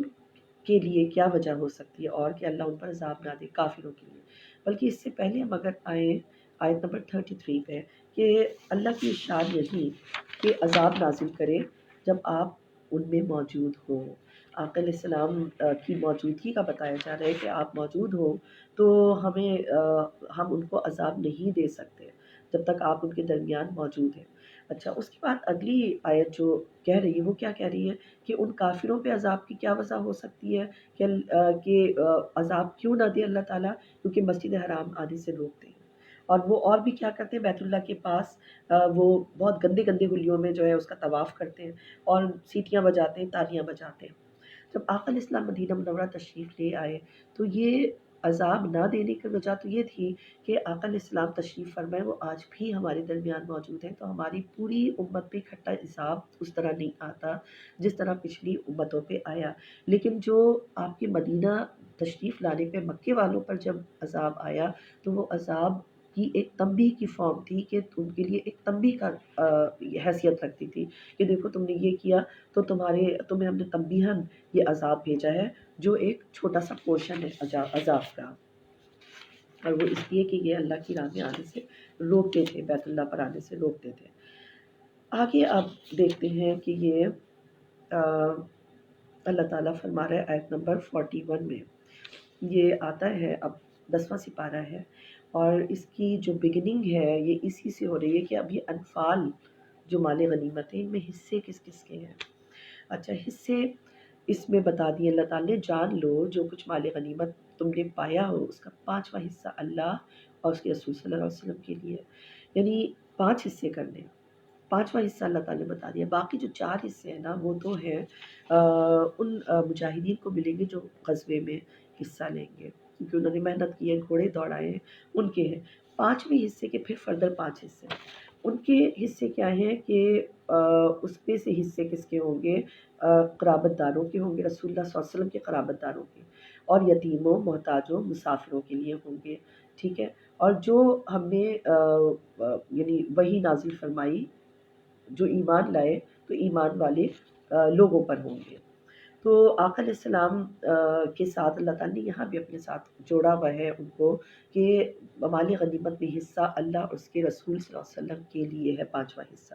اور 5ویں حصے کے فردر اس میں جو تھے وہ حصے کی ہے۔ اور یتیموں کی کفالت اور یہ سارے جو ہے اس کے بارے میں نبی صلی اللہ علیہ وسلم میں بہت حدیثیں موجود ہیں۔ نبی صلی اللہ علیہ وسلم فرمایا کہ کیا میں تمہیں جنت کے چہروں کی پہچان نہ بتا دوں؟ حضور صلی اللہ علیہ وسلم سے فرمایا کہ جی بتائیے، تو فرمایا ہر کمزور اور حقیر سمجھا جانے والا شخص جنتی ہے، اگر اللہ کے بھروسے پر وہ قسم اٹھا لے تو اللہ اسے ضرور پورا کرتا ہے۔ پھر دوزخیوں کی پہچان نہ بتا دوں، یہ بھی حدیث ہے، تو انہوں نے فرمایا ہر سخت مزاج، جھگڑالو اور مغرور شخص دوزخی ہے۔ جس شخص کے دل میں ذرہ برابر رائی کے دانے کے برابر بھی تکبر ہوگا، جنت کی خوشبو بھی نہیں سن سکے گا۔ پھر یتیم کی کفالت بھی بڑی امپورٹنٹ اللہ تعالیٰ نے نبی صلی اللہ علیہ وسلم نے بتائی ہے کہ قیامت کے دن وہ میرے ساتھ ہوگا، جو یتیم کی کفالت کرتا ہوگا وہ اس طرح ہوگا، اتنا ساتھ ہوگا جیسے دو انگلیاں آپس میں جڑی ہوئی ہیں۔ اچھا، آیت نمبر 43 دیکھیں، اللہ تعالیٰ کیا واقعہ یاد دلا رہا ہے کہ جب آپ کو اللہ نے خواب میں کافروں کے لشکر کو تھوڑا کر کے دکھایا تھا، اگر اللہ تعالیٰ زیادہ کر کے دکھاتا تو مسلمان ہمت ہار جاتے۔ اچھا، اب لوگ کہہ سکتے ہیں کہ پیغمبر کا خواب تو سچ ہوتا ہے، تو تھوڑا دکھایا گیا جبکہ وہ زیادہ تھے۔ تو اس کی ایک وجہ یہ بھی ہے کہ وہ تھے تو زیادہ، لیکن ایمانی لحاظ سے ان کی طاقت بہت کم تھی، کمزور تھے، اس لیے اللہ تعالیٰ نے ان کو تھوڑا ہی کر کے دکھایا کہ ان کی تعداد دکھاتا تو صحابہ کرام یعنی مسلمان کہہ سکتے تھے یہ تو بہت زیادہ ہے، ان کا کیسے حوصلے ہار سکتے تھے۔ تو ان کو تھوڑا اسی لیے بتایا گیا کہ ایمان تھا ہی نہیں ان کے اندر، تو وہ ایک طرح سے بالکل بھوسے کے ایک ڈھیر کی طرح تھے۔ اچھا، جب خیمے میں پڑاؤ ہو جاتا ہے نا تو آقا علیہ السلام کو اونگ آ جاتی ہے اور خواب میں دیکھتے ہیں کہ مشرکین کا لشکر جو اللہ تعالیٰ دکھا رہے ہیں بہت تھوڑا سا ہے۔ پھر آپ خبر دیتے ہیں اپنے صحابہ کرام کو کہ یہ تو بہت تھوڑے سے ہیں، تو آقا علیہ السلام ان کو خبر دے دیتے ہیں۔ پھر وہ حضرت ابوبکر صدیق رضی اللہ عنہ آ کر خبر پہنچاتے ہیں کہ بھئی وہ بڑا لشکر آیا ہے۔ آقا علیہ السلام نے مختلف صحابہ کو بھیجا کہ عدد معلوم کر کے آئے۔ پھر کفار میں سے ایک بندے کو لے کر آئے، آقا علیہ السلام سے اس نے لا علمی کا اظہار کر دیا کہ مجھے نہیں پتا۔ آقا علیہ السلام نے پوچھا اچھا تم لوگ کتنے اونٹ ذبح کرتے ہو کھانے میں؟ تو اس نے کہا 10 صبح اور 10 رات کو۔ تو فرمایا کہ وہ 1000 لوگ، کیونکہ ایک اونٹ سے 100 آدمی کھا لیتے، تو جنگی سامان بھی زیادہ ہے۔ پھر انہوں نے گڑ گڑا کے حدیث میں آتا ہے کہ دعا فرمائی، وہاں مسجد عریش ہے جہاں انہوں نے دعا فرمائی، کملی مبارک بھی گر گئی اور آپ اتنا رو رہے تھے کہ مسلح بھی تر ہو گیا، آپ کی قمیص مبارک بھی تر ہو گئی اور آپ نے گڑ گڑا کر اللہ تعالیٰ سے دعا مانگی۔ تو مقصد یہی ہے جو اللہ تعالیٰ بتانا چاہتا ہے کہ تم اپنی پوری کوشش کرو اور اللہ تعالیٰ سے دعائیں مانگو، اللہ تعالیٰ تمہاری مدد فرمائے گا۔ اچھا، آیت نمبر 44 میں آتا ہے کہ وہ منظر بھی انہیں یاد دلائیے جب اس نے کافروں کو تمہاری آنکھوں میں تھوڑا کر کے دکھایا، اور یہ اس لیے کہ اس امر کو اللہ تعالیٰ پورا کر دے جو مقرر ہو چکا، کہ وہ بہت زیادہ ہونے کے باوجود وہ بزدلوں کی طرح ہیں اور وہ ہار جائیں گے، تم بھی غالب آؤ گے۔ اور اے ایمان والو،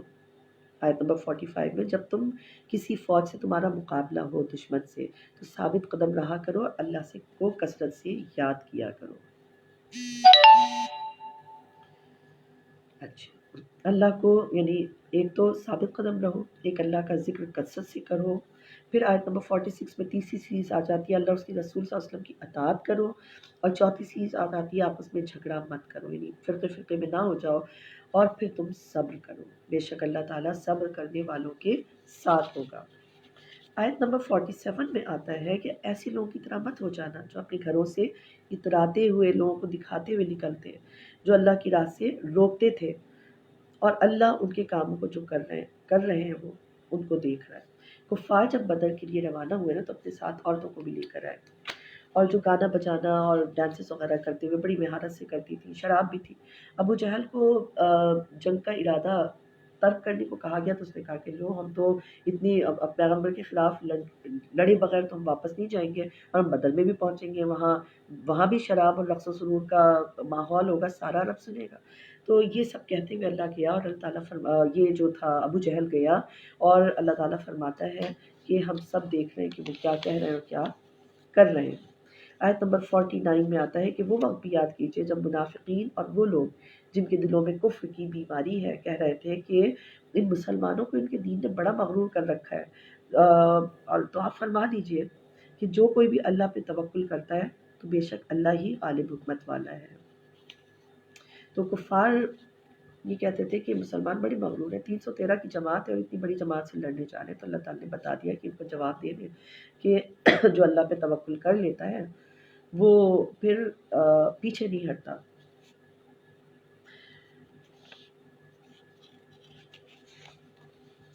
پھر آگے قوم فرعون کا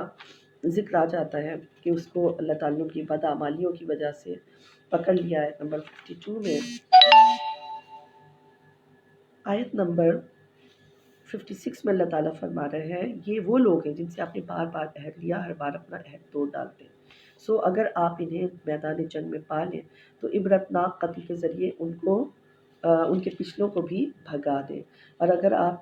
کو کسی قوم سے خیانت کا اندیشہ ہو تو ان کا عہد ان کی طرف لوٹا دیں، انہیں پر پھینک دیں. بے شک اللہ تعالیٰ دغا بازوں کو پسند نہیں فرماتا. یہاں بنو قریظہ اور بنو نذیر کا جن سے صلح کا معاہدہ ہوا، آقا علیہ السلام نے ان کو یعنی آقا علیہ السلام سے معاہدہ ہوا لیکن انہوں نے توڑا اور پھر توبہ کی. اور پھر خندق میں کیا ہوا کہ جب سارا عرب جمع ہو گیا، مدینہ پہ حملہ آور ہوا، تو جب انہوں نے دیکھا کفار کا پلڑا تو بڑا بھاری ہے تو وہ ان کی طرف جھک گئے، پھر انہوں نے اپنا عہد توڑ دیا. تو یہ بتایا جا رہا ہے کہ ان کو اب آپ جہاں بھی اب یہ اپنا عہد توڑ چکے نا، اب آپ ان کو جہاں پائیں ان کو مار ڈالیں، ٹھیک ہے، کیونکہ بد عہدی انہوں نے کی ہے، عہد انہوں نے توڑا ہے. اور اگر خیانت کا آپ کو اندیشہ ہو، کس طرح اندیشہ ہو، آپ ان کی نقل و حرکت دیکھ رہے ہیں، ملاحظہ فرما رہے ہیں، تو پہلے ان کو بتا دیں کہ دیکھو تمہاری جو حرکات ہیں مشکوک ہیں، تمہاری سرگرمیاں مشکوک ہیں، تو ہم معاہدے سے دستبردار ہوتے تو ان کا معاہدہ ان کی طرف پھینک دیں، اور اللہ تعالیٰ دغا بازوں کو پسند نہیں فرماتا. آیت نمبر 60 میں بتایا جا رہا ہے کہ اے مسلمانوں، تم سے جس قدر ہو سکے آلات یعنی ہتھیاروں کی اور جنگ کی سامان کی جو ہے نا وہ قوت مہیا رکھو، بندھے ہوئے گھوڑوں کی، اور اپنی دفاعی تیاری پوری رکھو، ٹھیک ہے، اور دشمن کو ڈراتے رہو. اور فرمایا کیا جا رہا ہے کہ فوجی طاقت اپنی مضبوط رکھو، دفاع کے اوپر سب سے زیادہ خرچہ کرو، تمہاری دھاک بیٹھ جانی چاہیے دشمن کے اوپر، تو سب سے زیادہ تم دفاع پر اپنا بجٹ لگاؤ. آیت نمبر 64 میں اللہ تعالیٰ فرماتا ہے اے نبی صلی اللہ علیہ وسلم، آپ کے لیے اللہ کافی ہے اور وہ مسلمان جنہوں نے آپ کی پیروی اختیار کر لی، کہ آپ کے لیے اللہ بھی کافی ہے اور وہ مسلمان کافی ہے. مطلب ہے اصل تو مدد اللہ کی ہے اور توکل اللہ ہی پر ہے، لیکن اللہ تعالیٰ فرما رہا ہے کہ وہ مسلمان آپ کی سپورٹ کے لیے ہوں گے. جو اسباب اللہ تعالیٰ فرماتے ہیں کہ اسباب ہونے چاہیے، یعنی دنیا اسباب کی جگہ ہے، تو وہاں پر مسلمان آپ کے ساتھ ساتھ ہوں گے اور مدد اللہ تعالیٰ کی جو ہے وہ آپ تک پہنچتی رہے گی. اللہ تعالیٰ آپ کے اوپر آپ توکل رکھیے. آیت نمبر ہے 67. کسی نبی کو یہ سزاوار نہیں کہ اس کے لیے کافر قیدی اس کے پاس ہو جب تک کہ وہ زمین میں ان کا اچھی طرح خون نہ بہا لے، ٹھیک ہے. تم لوگ دنیا کا مال و اسباب چاہتے ہو اور اللہ تعالیٰ آخرت کی بھلائی چاہتا ہے. ہوا یہ تھا، یہ بدر کے دن نازل ہوئی. صحابہ کرام نے جو دیکھا کہ بھئی جنگی قیدی جو ہم نے پکڑ لیے ہیں تو ان کو باندھنے میں، فدیہ وصول کرنے میں اور مال غنیمت جمع کرنے میں لگ گئے، بجائے اس کے کہ کافروں کا پیچھا کرتے اور ان کو چھوڑ دینے انہیں قتل کر دیتے. اور سورہ محمد صلی اللہ علیہ وسلم میں اس سے پہلے یہ آ گیا تھا کہ جنگی قیدیوں سے فدیہ لو، لیکن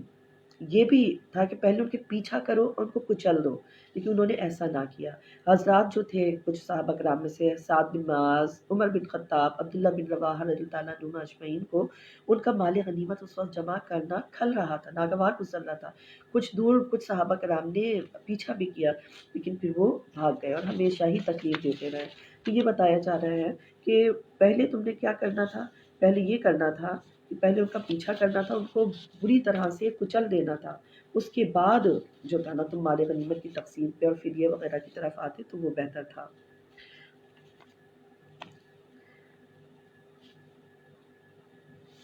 آیت نمبر 70 میں آتا ہے نبی صلی اللہ علیہ وسلم آپ ان سے جو آپ کے ہاتھوں میں قیدی ہیں فرما دیجئے اگر اللہ نے تمہارے دلوں میں بھلائی جان لی تو تمہیں اس مال سے بہتر عطا فرما دے گا جو فدیے میں تم سے لیا جا چکا، تمہیں بخش دے گا. اللہ بڑا بخشنے والا مہربان ہے. اچھا، اہل مکہ نے اپنے جنگی قیدیوں کے لیے فدیہ روانہ کیا. ان میں آپ کے چچا حضرت عباس اللہ تعالیٰ عنہ بھی تھے. انہوں نے عرض کیا رسول اللہ صلی اللہ علیہ وسلم میں تو مسلمان ہو چکا ہوں اور آپ جانتے ہیں. تو نبی صلی اللہ علیہ وسلم نے فرمایا کہ آپ بظاہر تو کافروں کی طرف سے ہی آئے ہیں اور اللہ تعالیٰ جانتا ہے آپ اسلام لے آئے ہیں، تو اللہ تعالیٰ اس بات سے باخبر ہے، لیکن جو فدیہ ہے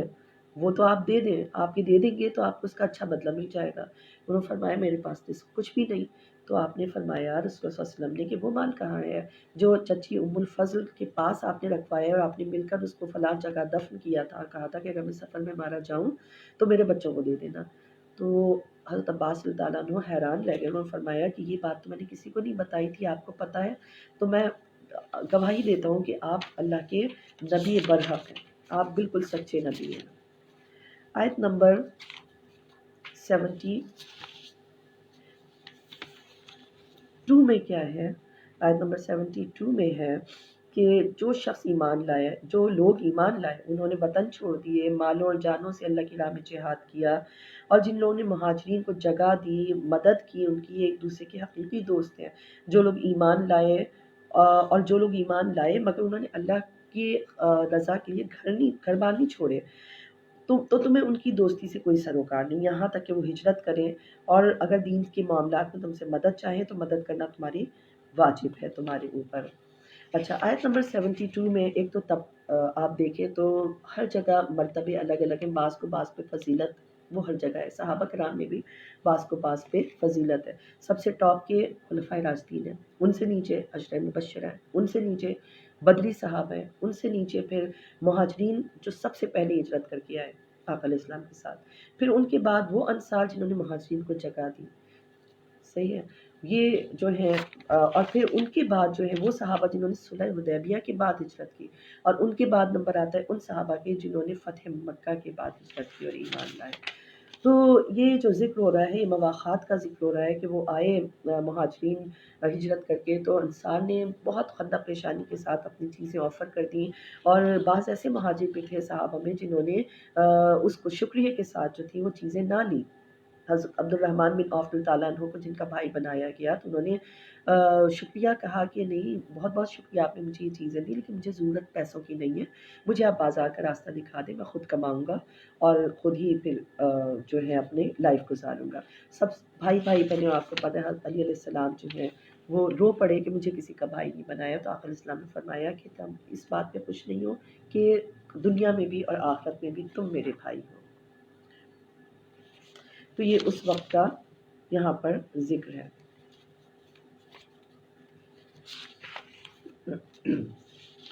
اچھا، اب سورہ توبہ شروع ہو رہی ہے۔ سورہ توبہ میں اللہ تعالیٰ نے برات کا اظہار کروایا ہے کہ برات کا اظہار کر دیجئے، میں بیزار ہوں، اللہ اور اس کے رسول صلی اللہ علیہ وسلم کی طرف سے بیزاری کا اعلان ہے ان مشرک لوگوں کی طرف جن سے تم نے معاہدہ کیا تھا، انہوں نے معاہدہ توڑتے ہوئے جنگ شروع کی، یعنی اور 4 ماہ، بس اے مشرکو تم زمین میں 4 ماہ تک گھوم پھر لو، اور اس کے بعد تمہیں جو ہے وہ کیا ہوگا، تم اللہ کو ہرگز عاجز نہیں کر سکو گے۔ اب یہ جو ہے سورہ توبہ میں بسم اللہ الرحمن الرحیم نہیں ہے، تو اس میں بسم اللہ کیوں نہیں ہے کہ جب یہ صورت نازل ہوئی تو علی علیہ السلام کے سے کسی نے پوچھا کہ اس میں بسم اللہ کے لیے، فرمایا بسم اللہ میں امان ہے، جبکہ یہ سورہ توبہ تو تلوار کے ساتھ نازل ہوئی ہے کہ تم جنگ شروع کر دو، تو اس میں بسم اللہ الرحمن نہیں اس لیے نہیں ہے۔ تو اچھا، آقا علیہ السلام نے بہت سارے قبیلوں کے ساتھ جو ہے معاہدے کیے ہوئے تھے، اور معاہدے وہ توڑتے رہتے تھے، اور آقا علیہ السلام نے مسلمانوں نے کبھی معاہدے نہیں توڑے، اور جب معاہدہ اگلا توڑ دے تو پھر اس کے لیے کہا گیا ہے کہ اب آپ جو ہیں آپ بھی برات کا اعلان کر دیں کہ ہم بھی جو ہے ہماری طرف سے معاہدہ ختم، تم نے توڑ دیا ہے تو اب وہ معاہدہ رہا ہی نہیں۔ تو یہ جو ہے 2 قبیلے ثقیف اور حوازن، انہوں نے بھی اسی طرح سے کام کیا، اور پھر ان کی منافقتوں کو پردے میں رکھا گیا، اور پھر اس کے بعد ان کی منافقت کو ظاہر بھی کیا گیا، تو ان کو کہا گیا کہ اب تم ان کو مارو جہاں بھی ملے، کیونکہ انہوں نے بدعہدی کی ہے۔ تو حدیث شریف میں کیا آتا ہے کہ ایک رات اللہ تعالیٰ نے آپ علیہ السلام کی ساری امت کے چہرے دکھا دیے، اور آقا علیہ السلام نے اعلان فرمایا کہ میں جانتا ہوں ساری امت کو ان کے چہروں سے جانتا ہوں، ان کے والدین کے ناموں سے جانتا ہوں، ان کے باپوں کے ناموں سے جانتا ہوں، اور یہ بھی جانتا ہوں کون صدق دل سے ایمان لایا اور کون میرا انکار کرتا ہے۔ اس اعلان پر جو منافقین تھے وہ سرگوشیاں کرنے لگے کہ ہم ان پر ایمان نہیں لاتے، ان کو تو پتہ ہی نہیں، ہم تو ان کے پیچھے نمازیں بھی پڑھتے ہیں۔ آپ صلی اللہ علیہ وسلم نے فرمایا کہ کیا ہو گیا ہے تم لوگوں کو کہ کچھ لوگ میرے علم میں تان کر رہے ہیں۔ پھر وہ ممبر پر جب محفوظ ہوئے اور جمعے کا دن تھا 36 نا اور پوچھا کہ مجھ سے پوچھو جو چاہو پوچھو، سلونی اما شئتم، مجھ سے جو چاہو سوال کرو۔ جمعے کا دن تھا، 36 منافقوں کو ان کے نام لیے اور مسجد سے نکالا۔ تو منافقوں نے جو جو پوچھا نبی صلی اللہ علیہ وسلم نے اس کا جواب بھی عطا فرمایا۔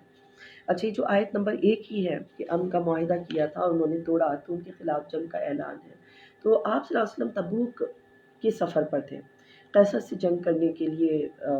ارادہ تھا۔ تبوک مدینے سے سینکڑوں میل دور تھا۔ کافی یہ سوچ رہے تھے کہ اب ان کے حوصلے اتنے بلند ہو گئے، قیصر تو ان کو پیس کے رکھ دے گا، لیکن آپ کامیاب و کامران واپس آئے۔ جب واپس آئے تو واپسی میں 9 ہجری میں جب حج کے لیے روانہ ہوئے تو یہ آیات نازل ہوئی۔ آپ علیہ السلام نے علی علیہ السلام سے فرمایا کہ حج کے دن یہ اعلان عام کر دیا۔ تو حضرت ابوبکر صدیق رضی اللہ عنہ اپنے قافلے کے ساتھ مکہ جا رہے تھے۔ رسول اللہ صلی اللہ علیہ وسلم کی اونٹنی کی آواز سنی، پہچان گئے۔ حضرت علی علیہ السلام سے پوچھا کہ کیا آپ امیر کے طور پر آ رہے ہیں؟ تو حضرت علی علیہ السلام نے فرمایا کہ نہیں، امیر تو آپ ہی ہیں، میں تو ان کا مامور بن کے آ رہا ہوں، ایک اعلان کرنے آ رہا ہوں۔ تو آپ ابوبکر صدیق رضی اللہ عنہ کی اقتداء میں آپ نے نماز ادا کی، ارکان حج ادا کیے، اور 10 ذی الحجہ کو آپ نے اعلان فرمایا کہ اللہ کے رسول کا میں پیغمبر بن کے آیا ہوں۔ اور اس سورہ کی ابتدائی 40 آیتیں سب آپ نے جو ہے وہ تلاوت فرمائی، اور یہ بھی حکم فرمایا، یہ بھی سنا دیا حکم کہ کوئی بھی مشرک جو ہے وہ آئندہ حج کرنے نہیں آئے گا، کوئی بھی بغیر کپڑوں کے طواف نہیں کرے گا،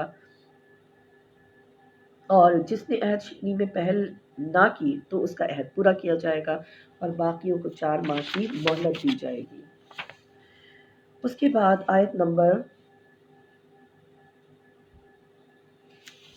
ہم دیکھتے ہیں کہ ان کو کہا تھا کہ 4 مہینے حرمت والے تھے، ان کے حج کا تو یہ موقع ہی تھا، تو جب حرمت والے مہینے گزر جائیں تو ان کو جہاں یہ ملے قتل کر دو، آیت نمبر 5 میں۔ اور اگر وہ توبہ کریں تو ان کی توبہ کو قبول کر لو، اگر نماز قائم کریں اور زکوٰۃ ادا کریں تو ان کا راستہ چھوڑ دو۔ پھر مشرکوں میں سے آیت نمبر 6 میں آتا ہے، کوئی اگر آپ سے پناہ کا خواستگار ہو تو آپ اس کو پناہ دے دیجیے، مطلب نرمی قائم رکھیے۔ آیت نمبر 13 میں آ جاتا ہے کہ کیا تم ایسی قوم سے جنگ نہیں کرو گی جنہوں نے اپنی قسمیں توڑ ڈالی اور رسول صلی اللہ علیہ وسلم کو جلا وطن کرنے کا ارادہ کیا، حالانکہ پہلی مرتبہ انہوں نے تم سے عہد شکنی اور جنگ کی ابتدا کی۔ کیا تم ان سے ڈرتے ہو جبکہ اللہ زیادہ حقدار ہے کہ اس سے ڈرا جائے۔ جب تبوک پر روانہ ہوئے تو آقا علیہ السلام کو یہود اور منافقین اور کفار مدینہ نے حضور صلی اللہ علیہ وسلم کو مدینہ طیبہ سے نکالنے کی سازشیں کی تھی اور مشرکین کی مدد کا یقین بھی دلایا تھا، بغاوت پر بھی آمادہ کیا تھا، یہ اس کا ذکر ہے۔ تم ان سے قیام امن کے لیے جنگ کرو، آیت نمبر 14 میں ہے، اور اللہ تمہارے ہاتھوں انہیں عذاب دے گا، انہیں رسوا کرے گا۔ اللہ تعالیٰ نے بتا دیا کہ اللہ تعالیٰ آپ کے ہاتھوں ان کے اوپر جو ہے نا عذاب نازل فرمائے گا اور آپ کی مدد کرے گا۔ آگے آیت نمبر آ جاتی ہے 19۔ کیا تم نے محض حاجیوں کو پانی پلانے اور مسجد حرام کی آبادی اور مرمت کا بندوبست کرنے کو اس شخص کے اعمال کے برابر قرار دے رکھا ہے جو اللہ اور یوم آخرت پر ایمان لے آیا اور اس نے اللہ کی راہ میں جہاد کیا؟ یہ برابر نہیں ہو سکتے، اللہ ظالم قوم کو ہدایت نہیں فرماتا۔ اچھا، حضرت عباس رضی اللہ عنہ جب تک ایمان نہیں لائے تھے تو اس وقت تک جو تھا نا تو وہ وہاں کے لوگ یہ کہا کرتے تھے کہ یہ جو ہم سارے یہ کام کرتے ہیں، حاجیوں کو پانی پلاتے ہیں، یہ سارے پسندیدہ کام ہیں، مسجد حرام کا ہم خیال رکھتے ہیں، تو ہم اونچے لوگ ہیں، لیکن اللہ تعالیٰ نے بتا دیا کہ نہیں، تم یعنی یہ سب کچھ اس کے برابر نہیں ہو سکتا جو اللہ پر ایمان لے آیا۔ ایمان لانا ایک الگ چیز ہے، وہاں کی کیئر ٹیکر ہونا الگ چیز ہے۔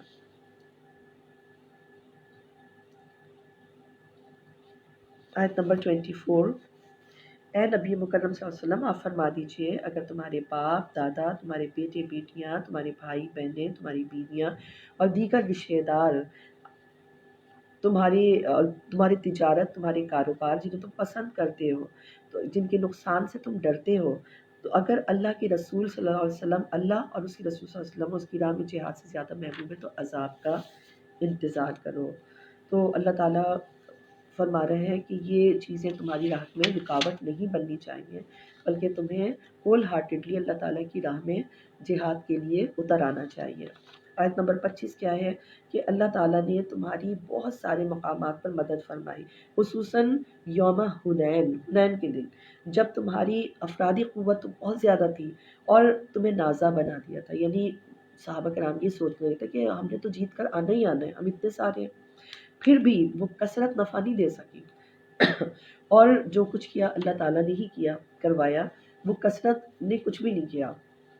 فتح مکہ کے کوئی 15 دن تک مسلمان بے خوفی کے ساتھ طواف کرتے رہے اور سکون سے رہے۔ اسی دوران خبر یہ ملی کہ ثقیف اور حوازن کے جو قبیلے جنگ کی تیاری کر رہے ہیں۔ آقا علیہ السلام اپنے لشکر کے ساتھ ادھر کا رخ کرتے تو ان کے ساتھ 12,000 تھے یہ ساتھ میں سوار، اور 2,009 مسلم تھے۔ مسلمان سوچ رہے تھے کہ آج تم نے غالبہ پا کے ہی واپس آنا ہے۔ جب یہ لشکر مکے سے 3 میل ابھی دور ہی تھا نا، حنین کے مقام پر پہنچا، تو مالک بن عوف نے کیا کیا، اس کی قیادت میں جو قبیلے تھے وہ چھپ کر بیٹھ گئے اور مالک کے حکم سے تیر اندازی شروع کر دی، تو مسلمانوں کے پیرو کھڑ گئے۔ آقا علیہ السلام ثابت قدم رہے اور حضرت ابوبکر صدیق رضی اللہ عنہ، عمر، حضرت عباس، حضرت علی، ابو سفیان اور چند اور صحابہ کرام آپ کے پاس رہے۔ آقا علیہ السلام سفید خچر پر تھے اور ایڑ لگائی، انہوں نے دشمن کی طرف کنکریاں اٹھا کے پھینکی جو ہر کافر کی آنکھوں میں پڑی۔ آقا علیہ السلام کے حکم سے حضرت عباس رضی اللہ عنہ نے انصار مہاجرین کو پکارا کہ آقا علیہ السلام زندہ ہیں، حیات ہیں، سب آ جاؤ۔ پھر سب آپ کے پاس آ گئے اور فتح آپ کو نصیب ہوئی۔ تو اللہ تعالیٰ فرما رہے ہیں جس چیز پہ نازا ہوئے تھے مسلمان کہ جی ہم تو بہت ہیں اور ہم نے جیت کر ہی آنا ہے، تو اس کثرت نے نہیں آپ کو جتوایا، بلکہ اللہ کے کرم نے آپ کو جتوایا۔ آیت نمبر 26 میں کیا رہا ہے، پھر اللہ نے اپنے رسول صلی اللہ علیہ وسلم پر ایمان والوں پر تسکین نازل فرمائی اور ملائکہ کے لشکر اتارے جنہیں تم دیکھ نہ سکتے تھے۔ یعنی اللہ تعالیٰ نے ان کی تسکین کے لیے کتنی یعنی ملائکہ کو نازل کیا تاکہ ان کو تسلی ہو۔ آیت نمبر 29،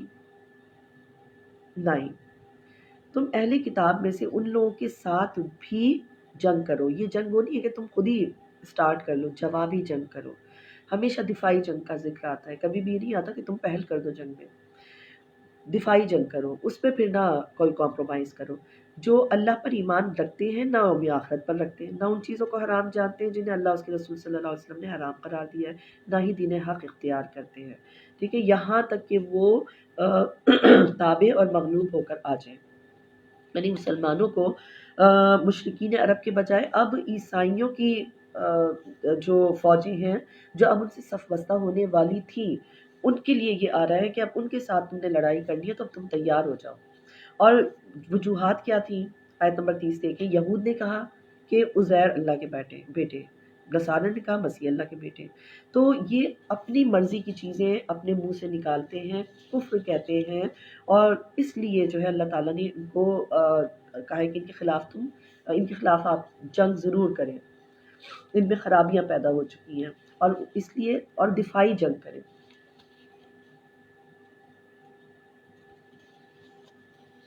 آیت نمبر 34 میں آ رہا ہے کہ اے ایمان والو، بے شک اہل کتاب سے کہ اکثر علماء اور درویش جو ہے نا لوگوں کے مال ناحق طریقے سے کھاتے ہیں اور اللہ کی راہ سے روکتے ہیں، کیونکہ آپ کو پتہ ہی ہے کہ وہ نبی صلی اللہ علیہ وسلم کی انہوں نے تمام آیات بدل دی، چھپا جاتے تھے، ان کی کوالٹیز چھپا جاتے تھے، بتاتے نہیں تھے، کیونکہ انہیں سونا چاندی اور ان چیزوں کی زیادہ فکر تھی اور وہ ان کو زیادہ محبوب تھے۔ آیت نمبر 33 کیا ہے، وہی اللہ ہے جس نے اپنے رسول صلی اللہ علیہ وسلم کو ہدایت اور دین حق کے ساتھ بھیجا کہ تاکہ اس کو یعنی رسول صلی اللہ علیہ وسلم کو ہر دین والے پہ غالب کر دے، چاہے مشرکین کو برا لگے۔ تو اللہ تعالیٰ نے فرما دیا ہے کہ ہم نے غالب آپ ہی کو کریں گے اور آپ ہی نبی برحق ہیں۔ آیت نمبر 37، حرمت والے مہینوں کو آگے پیچھے ہٹا دینا، اب یہاں تو یہی آ رہا ہے، آگے پیچھے ہٹا دینا محض کفر میں زیادتی ہے۔ اس سے وہ کافر لوگ بہکائے جاتے ہیں جو ایک سال حلال گرداتے ہیں، دوسرے سال حرام ٹھہرا لیتے ہیں، اور ان مہینوں کا شمار پورا کر دیں، تاکہ ان مہینوں کا شمار پورا کر دیں جنہیں اللہ نے حرمت بخشی ہے۔ اب یہ کرتے کیا تھے؟ حضرت ابراہیم علیہ السلام کے زمانے سے ہی نا یہ 4 مہینے حرمت والے چلے آ رہے تھے، اور حج کی تاریخیں بھی یہی تھی 9-10 محرم کی، 9-10 ذی الحج کی۔ انہوں نے ان کو بدل دیا، انہوں نے کیا کہ انہوں نے سوچا کہ حج ہم معتدل موسم میں رکھیں گے، اور وہ لوٹ مار ریزنی کتنے عادی ہو چکے تھے، تو 4 مہینے ہاتھ پر ہاتھ رکھ کے بیٹھ جانا ان کو گوارا نہیں ہوتا تھا، انہیں بڑا کھلتا تھا، تو حرمت والے مہینوں میں وہ مطلب تجارتی قافلوں کو لوٹنا مشکل ہو جاتا تھا، تو اسے بدل دیتے تھے وہ، کہ تاکہ منافع ان کو ہو جائے۔ قبلی سال کے 12 مہینوں میں 1 مہینہ بڑھا دیتے، اور اس طرح 33 سال کے بعد صرف ایک بار حج اپنی صحیح تاریخوں پر آتا، 9-10 ذی الحج کو کیا جاتا، اور جس دفعہ آقا علیہ السلام حج کے لیے تشریف لے گئے سن 10 ہجری میں، تو اس سال جو تھا دستور کے مطابق صحیح تاریخوں میں ہی حج پڑ رہا تھا، تو اس طرح کی حرکتیں وہ کرتے تھے۔ آیت نمبر 40 میں کیا آ رہا ہے کہ اگر تم ان کی مدد نہ کرو گے، یعنی رسول پاک صلی اللہ علیہ وسلم کی اگر تم مدد نہ کرو گے تو کیا ہوا؟ اللہ تعالیٰ نے تو اس وقت بھی مدد سے نوازا تھا جب کافروں نے انہیں نکال دیا تھا، حالانکہ وہ 2 ہجرت کرنے والوں میں سے دوسرے تھے، جبکہ دونوں غار میں تھے، جب وہ اپنے ساتھی سے فرما رہے تھے غمزدہ نہ ہو، بے شک اللہ ہمارے ساتھ ہے، پھر تسکین اللہ نے نازل فرمائی، انہیں اپنے لشکروں سے، فرشتوں کے لشکروں سے اللہ تعالیٰ نے قوت بخشی۔ یہ اللہ تعالیٰ حضرت ابوبکر صدیق اللہ تعالیٰ عنہ کی شان میں یہ آیت ہے کہ ہجرت کی رات کفار نے تو اپنی مجلس شورا قائم کی اور فیصلہ کیا کہ تمام قبیلوں کا ایک جوان جو ہے وہ آقا علیہ السلام کے گھر کا محاصرہ کرے، جیسے ہی نکلے تو معاذ اللہ قتل کر دیں، اور آقا علیہ السلام کو اسی رات وحی آئی کہ آپ ہجرت فرما دیں، اور وہ ہجرت اور انہوں نے فرمائی، غار ثور گئے، اور غار ثور کا منہ بہت بند تھا، اور وہاں منہ بہت جو ہے تنگ تھا، اور وہاں پر گندا بھی تھا، پہلے حضرت ابوبکر صدیق اللہ تعالیٰ نے اسے صاف کیا، پھر ہر سوراخ میں کپڑا گھسایا، اور جو ایک کے لیے کپڑا نہیں بچا تو وہاں اپنا انہوں نے پیر سے اس کو بند کر دیا، اور جب ان کو کاٹا اس نے سانپ نے، اس پہ بھی انہوں نے وہ چیخے چلائی نہیں، روئے نہیں، بلکہ صرف آنکھ سے آنسو نکلا ہے۔ نبی صلی اللہ علیہ وسلم ان کی زانو مبارک پر سر رکھے ہوئے آرام فرما رہے تھے، تو نبی صلی اللہ علیہ وسلم نے پوچھا کہ کیا ہوا، خیریت تو ہے؟ اس وقت بھی سانپ کے کاٹے کی تکلیف میں انہوں نے ایک دم سے یہ نہیں کہ اب سانپ نے کاٹ لیا، ان کا فدا کا امی ہو بھی یا رسول اللہ صلی اللہ علیہ وسلم، اس وقت بھی اپنے القابات کا لحاظ رکھا، نبی صلی اللہ علیہ وسلم کی حرمت کا لحاظ رکھا، یہ سب بول کے پھر فرمایا کہ سانپ نے کاٹ لیا، اور پھر نبی صلی اللہ علیہ وسلم نے اپنا لعاب دہن لگایا تو سارا اثر زہر کا جاتا رہا، اور ان کو پکڑنے کے لیے 100 سرخ اونٹوں کا انعام بھی رکھا گیا تھا، اور اللہ تعالیٰ نے اس کے باوجود ان پر اپنی سکینت نازل فرمائی، اور یہ ذکر آ رہا ہے کہ جب ان کو فرمایا کہ فکر نہ کرو، غمزدہ نہ ہو، بے شک اللہ ہمارے ساتھ ہے، اللہ تعالیٰ نے ان کو ان کی تسکین فرمائی۔ آیت نمبر 43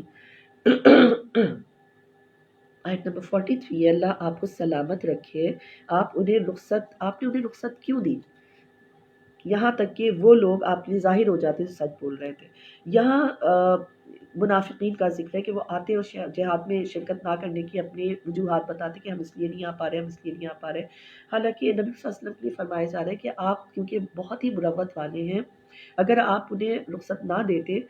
تب بھی وہ آپ کے اوپر ایکسپوز ہو جانے تھے، انہوں نے پیٹ پھیر کے بھاگنا ہی بھاگنا تھا۔ اچھا، اب آپ دیکھیں آیت نمبر 54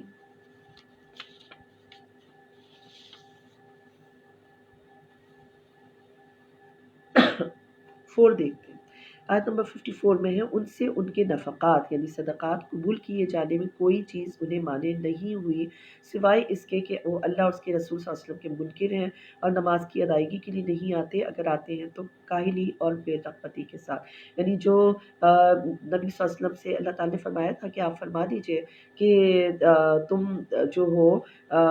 خوشی سے خرچ کرو یا نہ خوشی سے خرچ کرو، تمہارا مال قبول نہیں کیا جائے گا، یہ منافقوں کے لیے ہی آیات آ رہی ہیں کہ منافقوں کا جو ہے وہ دیا ہوا آپ قبول ہی نہ کریں، تو کیونکہ وہ آتے ہیں جب نماز کے لیے تو وہ کس طرح آتے ہیں، بے رغبتی کے ساتھ آتے ہیں۔ آیت نمبر 59 میں آتا ہے کہ اور انہی میں سے بعض ایسے ہیں جو صدقات کی تقسیم پر آپ پر طعنہ زنی کرتے ہیں، پھر اگر انہیں صدقات میں سے کچھ دے دیا جائے تو راضی ہو جائیں گے اور نہیں ملے تو فوراً خفا ہو جاتے ہیں۔ آگے جو آیت نمبر 59 ہے اس میں اللہ تعالیٰ پھر اپنے محبوب صلی اللہ علیہ وسلم کو جوڑ کے یہ آیت نازل فرما رہا ہے کہ کیا ہی اچھا ہوتا اگر وہ لوگ اس پر راضی ہو جاتے جو اللہ اور اس کے رسول صلی اللہ علیہ وسلم نے عطا فرمایا، تو کہتے ہیں ہمیں اللہ ہی کافی ہے دینے لے، وہ نبی صلی اللہ علیہ وسلم سے رہے ہیں لیکن اللہ تعالیٰ نے ان کو ساتھ جوڑا ہے، لے تو فی الحال ان کے سامنے اللہ تعالیٰ تو ان کو نہیں عطا فرما رہا، لیکن جوڑا اللہ تعالیٰ نے نبی صلی اللہ علیہ وسلم کو اپنے ساتھ ہے کہ جو آپ دے رہے ہیں ایکچولی وہ اللہ ان کو دے رہا ہے، اللہ اس کے رسول صلی اللہ علیہ وسلم دے رہا ہے، تو یہ اور کہہ دیتے ہیں ہمیں اللہ کافی ہے، اور عنقریب ہمیں اللہ اپنے فضل سے اور اس کا رسول مزید عطا فرمائے گا۔ دو ہستیوں کا ذکر ہو رہا ہے، آگے عطا فرمائے گا کا ذکر ہو رہا ہے کہ دونوں در حقیقت ایک ہی ہے، فرق کیا ہے کہ ایک خالق ہے اور دوسری مخلوق ہے، لیکن اتنے جڑے ہوئے ہیں، اللہ تعالیٰ نے اتنا ان کو اپنے ساتھ جوڑا ہوا ہے کہ ان کا دیا اللہ کا دیا ہے، اور بے شک اپنے فضل سے مزید عطا فرمائے گا، بے شک ہم اللہ کی طرف راغب ہیں، اور یعنی رسول صلی اللہ علیہ وسلم ہی واسطہ ہیں ہمارے اللہ تعالیٰ کی طرف۔ تو یہ تانا زنی اگر نہ کرتے تو بہتر تھا، کیونکہ اللہ تعالیٰ کی رضا سے، اللہ تعالیٰ کے حساب سے جو وہ بانٹ رہے ہیں، جتنا دے رہے ہیں، جس کو دے رہے ہیں، وہ اپنے حساب سے نگاہ نبوت دیکھ رہی ہے کہ کس کو کتنا دینا ہے، تو وہ اس طرح سے اس کو عطا فرما رہے ہیں۔ آیت نمبر 61، اور ان منافقوں میں سے وہ لوگ بھی ہیں جو نبی مکرم صلی اللہ علیہ وسلم کو ایذا پہنچاتے ہیں، اور کیا کہتے ہیں؟ وہ تو کان کے کچے ہیں، فرما دیجئے تمہارے لیے بھلائی کے کان ہیں، وہ اللہ پر ایمان رکھتے ہیں اور اہل ایمان کی باتوں پر یقین رکھتے ہیں، اور تم میں سے جو ایمان لے آئے ہیں ان کے لیے رحمت ہے۔ تو جو نبی صلی اللہ علیہ وسلم کے لیے اگر کوئی غلط بات کہتا ہے، اپنے جیسا سمجھتا ہے، یا کہتا ہے انہیں اختیاری کوئی نہیں، ان کو تو پتہ ہی کچھ نہیں، تو وہ تانا زنی ہے اور وہ ان کو ایذا پہنچانا ہے، کیونکہ اللہ نے اپنی عطا سے ان کو بے حد و حساب عطا فرمایا ہے۔ اچھا، منافقین یہ بات کیا کرتے تھے اور آقا علیہ السلام کے لیے اسی طرح کی باتیں کہتے تھے، تو اس کے لیے اللہ تعالیٰ نے فرمایا کہ ایذا پہنچاتے ہیں، یہ باتیں میرے محبوب صلی اللہ علیہ وسلم کو ایذا پہنچاتی ہیں، وہ تو رحمت والے کان ہیں ان کے، اور وہ تمہارے لیے ہمیشہ کوشاں رہتے ہیں، تمہاری فتح و نصرت کے لیے، تمہاری بھلائی کے لیے، تو تم انہیں تکلیف ہرگز ہرگز نہ پہنچاؤ۔ اور آیت نمبر 62 میں ہے کہ مسلمانوں، یہ جو منافقین ہیں نا، یہ تمہارے سامنے تو اللہ کی قسمیں کھاتے ہیں تاکہ تمہیں راضی کر لیں، حالانکہ ہونا کیا چاہیے تھا کہ اللہ اور اس کے رسول صلی اللہ علیہ وسلم زیادہ حقدار ہیں۔ اب یہاں بھی اللہ اور اس کا رسول صلی اللہ علیہ وسلم دو ہستیوں کا ذکر ہے، اور آگے جو ہے وہ واحد مذکر کا صیغہ آ رہا ہے کہ زیادہ حقدار ہے کہ وہ اسے راضی کرے، کیونکہ راضی انہوں نے کس کو کرنا تھا؟ ان کے سامنے تو رسول پاک صلی اللہ علیہ وسلم کی ذات اقدس تھی، انہیں راضی کرتا کوئی تو وہ اللہ کو راضی کرتا، تو حقیقت جان، یعنی جو یہ حقیقت جان لے کہ نبی صلی اللہ علیہ وسلم کو راضی کرنا ہی اللہ کو راضی کرنا ہے۔ اور اگلی آیت ہی کہتی ہے کہ وہ نہیں جانتے کہ جو شخص اللہ اور اس کے رسول صلی اللہ علیہ وسلم کی مخالفت کرتا ہے اس کے لیے دوزخ کی آگ موجود ہے۔ آگے آیت نمبر 67 میں کیا آ رہا ہے کہ منافق مرد عورتیں ایک دوسرے کے لیے، وہ ایک جیسے لوگ ہیں، ایک دوسرے کے لیے ہی ہیں، اور آگے آیت نمبر 71 میں آ رہا ہے کہ اہل ایمان مرد اور اہل ایمان عورتیں ایک دوسرے کے رفیق اور مددگار ہیں۔ اللہ تعالیٰ فرما رہا ہے کہ یہ سب آپس میں بھی مددگار ہیں، ٹھیک ہے، اللہ تو مددگار ہے ہی ہے، لیکن ہم سب بھی ایمان والے جو مرد اور ایمان والے عورتیں ہیں وہ سب ایک دوسرے کے رفیق اور مددگار ہیں، بری باتوں سے روکتے ہیں، اچھی باتوں کا حکم دیتے ہیں، اللہ اور اس کے رسول صلی اللہ علیہ وسلم کی اطاعت کرتے ہیں، اور ان سے اللہ تعالیٰ نے جنتوں کا وعدہ فرمایا۔ آیت نمبر 74، یہ منافقین اللہ کی قسمیں کھاتے ہیں کہ انہوں نے کچھ نہیں کہا، حالانکہ انہوں نے یقیناً کلمہ کفر کہا اور اسلام کو ظاہر کرنے کے بعد کافر ہو گئے، اور انہوں نے ارادہ بھی کیا کئی غلط باتوں کا جنہیں وہ پا نہ سکے، اور کسی چیز کو ناپسند نہ کر سکے سوائے اس کے کہ انہیں اللہ اور اس کے رسول صلی اللہ علیہ وآلہ وسلم نے اپنے فضل سے غنی کر دیا تھا۔ دوبارہ اللہ اور اس کے رسول صلی اللہ علیہ وسلم کی بات آ رہی ہے کہ وہ عطا کر رہے ہیں، رسول صلی اللہ علیہ وسلم بھی عطا فرما رہے ہیں، پیچھے تھا اپنے فضل سے غنی کر رہے ہیں، یہاں بھی آ رہا ہے کہ اپنے فضل سے غنی کر رہے ہیں، ٹھیک ہے، اور وہ دیتے ہیں۔ اللہ تعالیٰ نے نبی صلی اللہ علیہ وسلم کے لیے فرما دیا کہ اللہ کے نبی صلی اللہ علیہ وسلم بھی تمہیں عطا فرماتے ہیں اور تمہیں وہی تمہارے لیے کافی ہیں، تو نبی صلی اللہ علیہ وسلم عطا فرماتے ہیں، اللہ نبی صلی اللہ علیہ وسلم فرماتے ہیں نا، انا قاسم، یہ نعمتیں سب رب کی ہیں، بانٹنے والا میں ہوں، تو اللہ تعالیٰ نے تو یہاں بھر بھر کے بار بار یہی فرما رہے ہیں کہ اپنے فضل سے اللہ اور رسول صلی اللہ علیہ وسلم اپنے فضل سے عطا فرمائے گا۔ یعنی نبی صلی اللہ علیہ وسلم عطا فرماتے ہیں، قرآن پاک کہہ رہا ہے۔ اور یہاں پھر وہی چیز ہے کہ ان کو منافقین کو برا کیا لگتا تھا کہ اللہ کے محبوب صلی اللہ علیہ وسلم جو ہیں وہ انہوں نے اپنے فضل سے غنی کر دیا تھا۔ تو نبی صلی اللہ علیہ وسلم عطا فرماتے ہیں، یہ بار بار سورہ توبہ میں آ رہا ہے۔ اچھا، تبوک سے واپسی پر اور 12-13 منافقین جو تھے انہوں نے آپ صلی اللہ علیہ وسلم کو کے لیے پلان بنایا کہ جب رات کو سفر کرتے ہوئے یہاں سے گزریں گے، کسی گھاٹی کے دہانے پر ہوں گے نا، تو ہم دھکا دے کر انہیں گرانے کی سازش کر دیں گے۔ تو آقا علیہ السلام کی اونٹنی جب پہنچی اس سائٹ پہ تو آگے نکیل پکڑی تھی حضرت حذیفہ بن الیمان رضی اللہ تعالیٰ عنہ نے، اور پیچھے عمار رضی اللہ عنہ تھے۔ تو جب گھاٹی کے کنارے پر پہنچے تو وہ حضرات جو تھے نا چہرے ڈھانپے ہوئے راستہ روک کے کھڑے ہو گئے۔ آپ علیہ السلام نے بہت روب سے ان کو للکارا تو بھاگ گئے۔ آپ صلی اللہ علیہ وسلم نے دریافت فرمایا اپنے صحابہ سے، تم نے انہیں پہچانا؟ وہ فرمانے لگے یہ تو نقاب پہنے ہوئے تھے، ہم ان کو کیسے پہچانتے؟ انہوں نے فرمایا یہ ازلی بدبخت ہے، قیامت تک منافق رہیں گے۔ اب بتائیں، ہر طرف غیب کا علم ساتھ جڑا ہوا ہے، بے شک ان کا ذاتی نہیں ہے، اللہ کی عطا سے جتنا ان کو عطا کیا گیا وہ عطائی ہے، گفٹڈ ہے، اس کی بیس پر وہ فرماتے ہیں کہ قیامت تک منافق رہیں گے اور یہ مجھے گھاٹی میں گرانے آئے تھے۔ تو صحابہ کرام نے عرض کی کہ آپ نے ہمیں بتایا ہوتا تو ہم ان کا سر قلم کر دیتے۔ تو نبی صلی اللہ علیہ وسلم نے فرمایا میں یہ نہیں پسند کرتا کہ عرب یہ کہے کہ جب غالب آ گئے تو اپنی قوم کو مارنا شروع کر دیا، تو اے اللہ انہیں دبیلا کا تیر مار۔ تو ان سے پوچھا گیا یہ دبیلا کیا ہے؟ آپ نے فرمایا آگ کا شعلہ ہے جو ان کی رگو دل میں پڑے گا اور ان کو جو ہے نا تہس نہس کر دے گا۔ تو اب یہ اس بات پہ بڑے جیلس ہوتے تھے کہ جب سے مدینہ یثرب تھا، یثرب جب تھا تو بیماریوں کا گھر تھا، اور جب نبی صلی اللہ علیہ وسلم تشریف لائے تو یہ ایک بہت ہی خوبصورت علاقہ بن گیا، اور اللہ تعالیٰ نے اس علاقے کو سمجھے کہ اللہ تعالیٰ نے ان کو اتنا عطا فرمایا آقا علیہ السلام کو کہ ان کی آنے سے مدینہ جو تھا وہ مدینے کو غنی کر دیا، مدینے کو اللہ تعالیٰ نے اپنے رسول صلی اللہ علیہ وسلم کی وسیلے سے غنی کر دیا، اور یہاں فرما دیا کہ اللہ اس کے رسول صلی اللہ علیہ وسلم نے اپنے فضل سے غنی کر دیا تھا، تو اب بھی بہتر ہے کہ وہ توبہ کر لیں۔ آیت نمبر 75 میں کیا ہے کہ ان منافقوں میں سے بعض وہ بھی ہیں جنہوں نے اللہ سے عہد کیا کہ اگر ہمیں اپنے فضل سے دولت عطا فرمائی تو ضرور ہم خیرات کریں گے اور نیکوکاروں میں سے ہو جائیں گے۔ یہ خاص واقعہ ہے، صلبہ بن حاتب تھا، ٹھیک ہے، اور آپ کی خدمت میں حاضر ہوا۔ یہ اس نے آپ صلی اللہ علیہ وسلم سے فرمایا کہ آقا علیہ السلام اس کے لیے دعا فرمائیں، اس کی رزق میں کشادگی کی دعا فرمائیں، اور آقا علیہ السلام نے فرمایا کہ تم مالدار کیوں ہونا چاہتے ہو، یعنی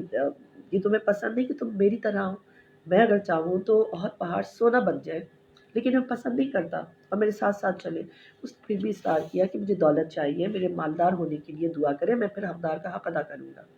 آپ نے فرمایا کہ تھوڑا مال ہو لیکن شکر ادا کیا جائے زیادہ بہتر ہے، بجائے اس کے کہ زیادہ مال ہو اور شکر نہ ادا کیا جائے، ایسا نہ ہو کہ تم شکر ادا کرنے کے سے قاصر ہو جاؤ۔ وہ اصرار کرتا رہا، آقا علیہ السلام دعا فرمائی، ادھر اس کا رزق ابلنے لگا، دروازے کھل گئے،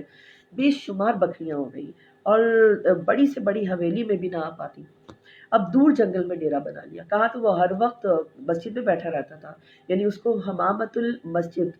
مسجد کی کبوتری کہا جاتا تھا، اب دن رات غیر حاضر تھا۔ وہ وقت آ گیا، اتنی مصروفیت ہو گئی کاروبار میں کہ جمعے اور عید کی نمازیں بھی ادا نہ ہونے پاتی تھیں اب۔ اچھا، اب آقا علیہ السلام نے اپنے 2 عامل اس کے پاس بھیجے زکوٰۃ کے حکم کے بعد، تو اس نے کہا یہ تو بڑی زیادتی کی بات ہے، تم آگے سے ہو آؤ، اتنی دیر میں سوچ لوں۔ زکوٰۃ کے لیے آگے گئے سلیمی رضی اللہ تعالیٰ عنہ کے پاس، تو انہوں نے سالبہ کی بات بھی بتائی، تو انہوں نے جو تھا نا بہترین سے بہترین جانور زکوٰۃ کے لیے خوشی خوشی دے دیے۔ جب واپسی پر وہ عامل دوبارہ صلبہ کے پاس گئے تو وہ کہنے لگا کہ مجھے وہ خط تو دکھاؤ ذرا، لکھا کیا؟ پڑھ کر کہنے لگا یہ تو جزیہ ہے، تم جاؤ میں کچھ سوچ لوں۔ جب وہ عامل بارگاہ اقدس میں صحابہ کرام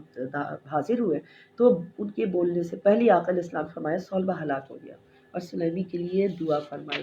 اب اس کے جو یہ آیت صلبہ کے حق میں نازل ہوئی، اس کے شیرازیوں سے بتایا تمہارے حق میں یہ دعا، یہ جو ہے آیت نازل ہوئی ہے قرآن پاک میں، تو وہ زکوٰۃ لے کر حاضر ہوا، تو آپ علیہ السلام نے فرمایا کہ نہیں، تمہارا صدقہ قبول کرنے سے اللہ نے منع فرما دیا۔ وہ رونے لگا، سر پہ خاک ڈالنے لگا، پھر صدیق اکبر رضی اللہ عنہ کے دور خلافت میں بھی زکوٰۃ ادا کرنی چاہیے، انہوں نے بھی لینے سے انکار کر دیا۔ عمر فاروق رضی اللہ عنہ کے زمان میں بھی اس کی زکوٰۃ کو منع کر دیا گیا، عہد عثمانی میں پہنچ کر اس کو مر گیا، تو اس طرح سے اس کی موت ہو گئی جو ایمان کے بغیر ہوئی۔ آیت نمبر 76 میں اسی کا ذکر ہے کہ اس نے جب اللہ تعالیٰ نے اس کو جب اپنے فضل سے دولت بخشی تو بخل کرنے لگا۔ آیت نمبر 79 دیکھیں، اب ان لوگوں کا ذکر ہو رہا ہے جو برضا اور رغبت خیرات دیتے ہیں اور اس میں اور مسلمانوں پر عیب بھی نہیں لگاتے، ٹھیک ہے۔ جو لوگ برضا اور رغبت خیرات دینے والے مومنوں پر صدقات میں الزام لگاتے ہیں، ان کا ذکر ہو رہا ہے، جو ان پر الزام لگاتے ہیں، جو اپنی خوشی سے صدقات دے رہے ہیں لیکن ان کے اوپر الزام کیا لگاتے ہیں، نادار مسلمانوں پر بھی الزام لگاتے ہیں کہ یہ تو صرف ان کو یعنی مذاق اڑاتے ہیں، ان پہ ریاکاری کا الزام لگاتے ہیں کہ صرف دکھاوے کے لیے یہ سب کام کر رہے ہیں۔ تو آقا علیہ السلام نے راہ خدا میں مال پیش کرنے کی ترغیب دی۔ حضرت عبد الرحمن بن عوف اللہ تعالیٰ عنہ 4000 درہم لے کر حاضر ہوئے۔ حضرت عدی بن حاتم اللہ تعالیٰ عنہ نے جو تھے وہ 70 وسق کھجوریں پیش کی۔ مسلمانوں نے بہت سا بہت مال دیا، تو منافق کہنے لگے کہ یہ تو دکھاوا کر رہے ہیں۔ پھر ایک غریب صحابی ابو عقیل رضی اللہ تعالیٰ عنہ تشریف لائے، سیر بھر کھجوریں، تو انہوں نے مذاق اڑانا شروع کر دیا، یعنی زیادہ لاتا تھا کوئی تو اس پہ ریاکاری کا بہتان لگاتے تھے، کم لاتا تھا تو وہ کہتے تھے کہ اس سے ایک سیر سے ایک سی ضیافت ہوگی، حالانکہ وہ جام پاس سپاہیوں میں سے صحابہ میں سے تھے، تو اور پوری رات کنویں میں سے پانی نکالتے رہتے تھے اور دن اور جو اس کی مزدوری ملتی تھی وہ دین کی راہ میں لگا دیتے تھے۔ تو یہ آیت نمبر 80 میں یہی آ رہا ہے کہ یہ جو ہے نا گستاخ، یہ تانہ زنی کرتے ہیں، تو آپ ان کے لیے بخشش طلب کریں یا نہ کریں برابر ہے، ہم ان کو بخشیں گے نہیں، تو کیونکہ انہوں نے آقا علیہ السلام کی شان میں بے ادبی کی ہے۔ عبداللہ بن ابی جو تھا نا رئیس المنافقین، اس کا طریقہ یہ تھا کہ جب آقا علیہ السلام کی بارگاہ میں آتا اور آقا علیہ السلام کچھ خطبہ ارشاد فرماتے تو کھڑا ہو جاتا اور خوش آمدانہ طریقے سے کہتا کہ اللہ کے سچے رسول ہیں اور اللہ تعالیٰ انہیں عزت اور نصرت عطا فرمائے۔ جب عہد کے بعد اس کا نفاق ظاہر ہو گیا، وہ راستے سے ہی اپنی 300 لوگوں کو لے کر الگ ہو گیا تھا، تو اس کا نفاق ظاہر ہو گیا۔ پھر جب اس نے یہ الفاظ دہرائے تو عمر اللہ تعالیٰ نے فرمایا کہ چپ ہو جاؤ اللہ کے دشمن، اب تمہارا سارا کفر جو ہے نا وہ چھپ نہیں سکا ہے، اب چھپ ہی نہیں سکتا۔ دوسروں نے بھی ملامت کی، نماز پڑھے بغیر مسجد سے نکل گیا۔ راستے میں کس نے کہا کہ بھائی کہاں بھاگے جا رہے ہو، آقا علیہ السلام کا دامن پکڑ لو، مغفرت طلب کرو۔ تو اس بدبخت نے کہا کہ مجھے کوئی فرق نہیں پڑتا، وہ میری مغفرت کریں یا نہ کریں، مجھے کوئی پرواہ نہیں۔ تو اللہ تعالیٰ نے فرما دیا کہ آپ ان کی اگر بخشش کی دعا کریں گے بھی تو بیکار ہے، ہم ان کی بخشش کریں گے ہی نہیں، کیونکہ وہ اس حد تک آگے آپ کی گستاخی میں بڑھ چکے ہیں۔ پھر آیت نمبر 84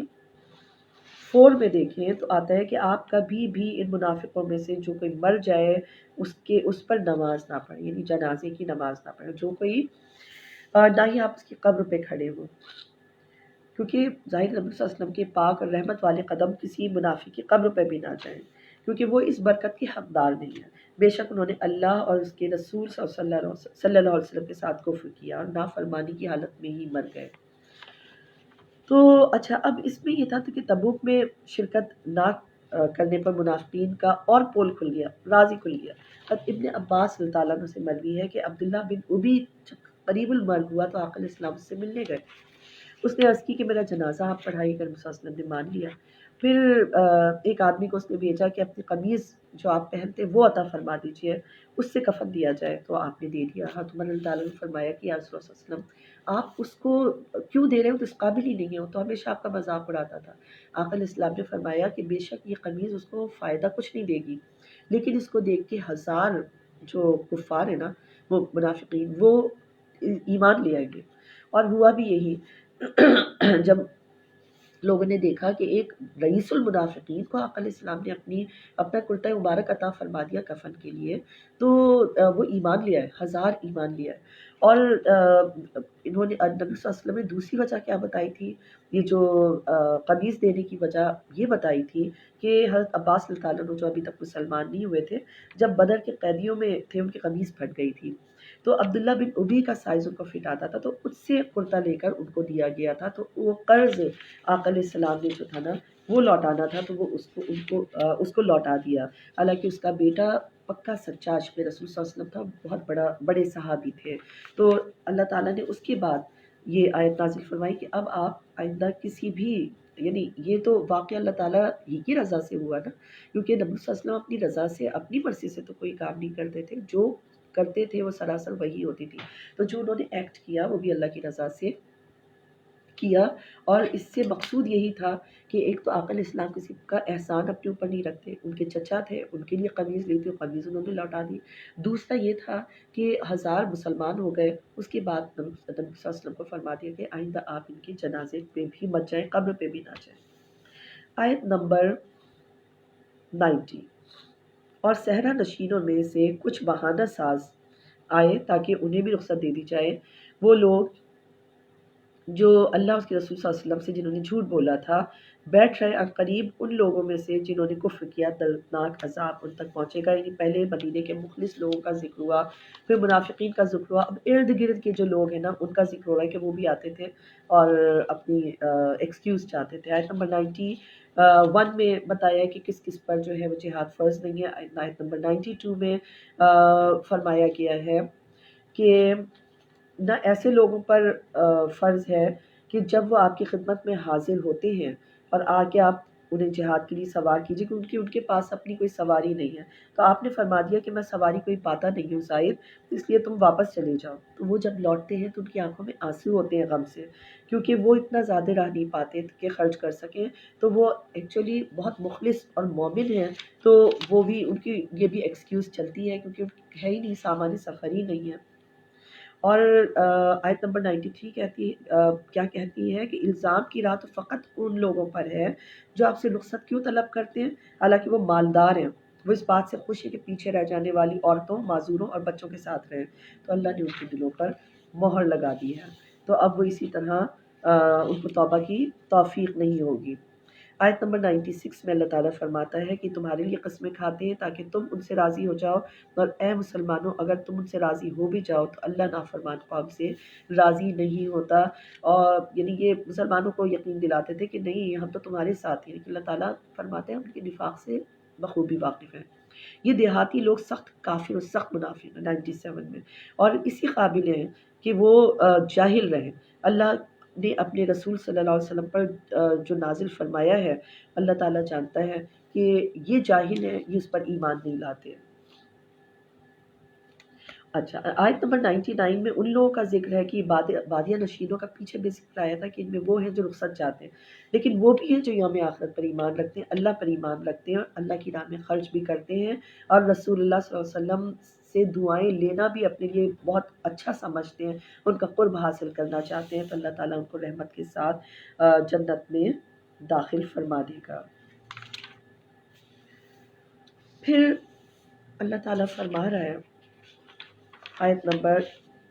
101 میں کہ اے مسلمانوں تمہاری گرد و نواح کے دیہاتی گواروں میں بعض منافق اور بعض باشندگان مدینہ میں بھی یہ لوگ نفاق پر اڑے ہوئے، آپ انہیں نہیں جانتے، ہم جانتے ہیں،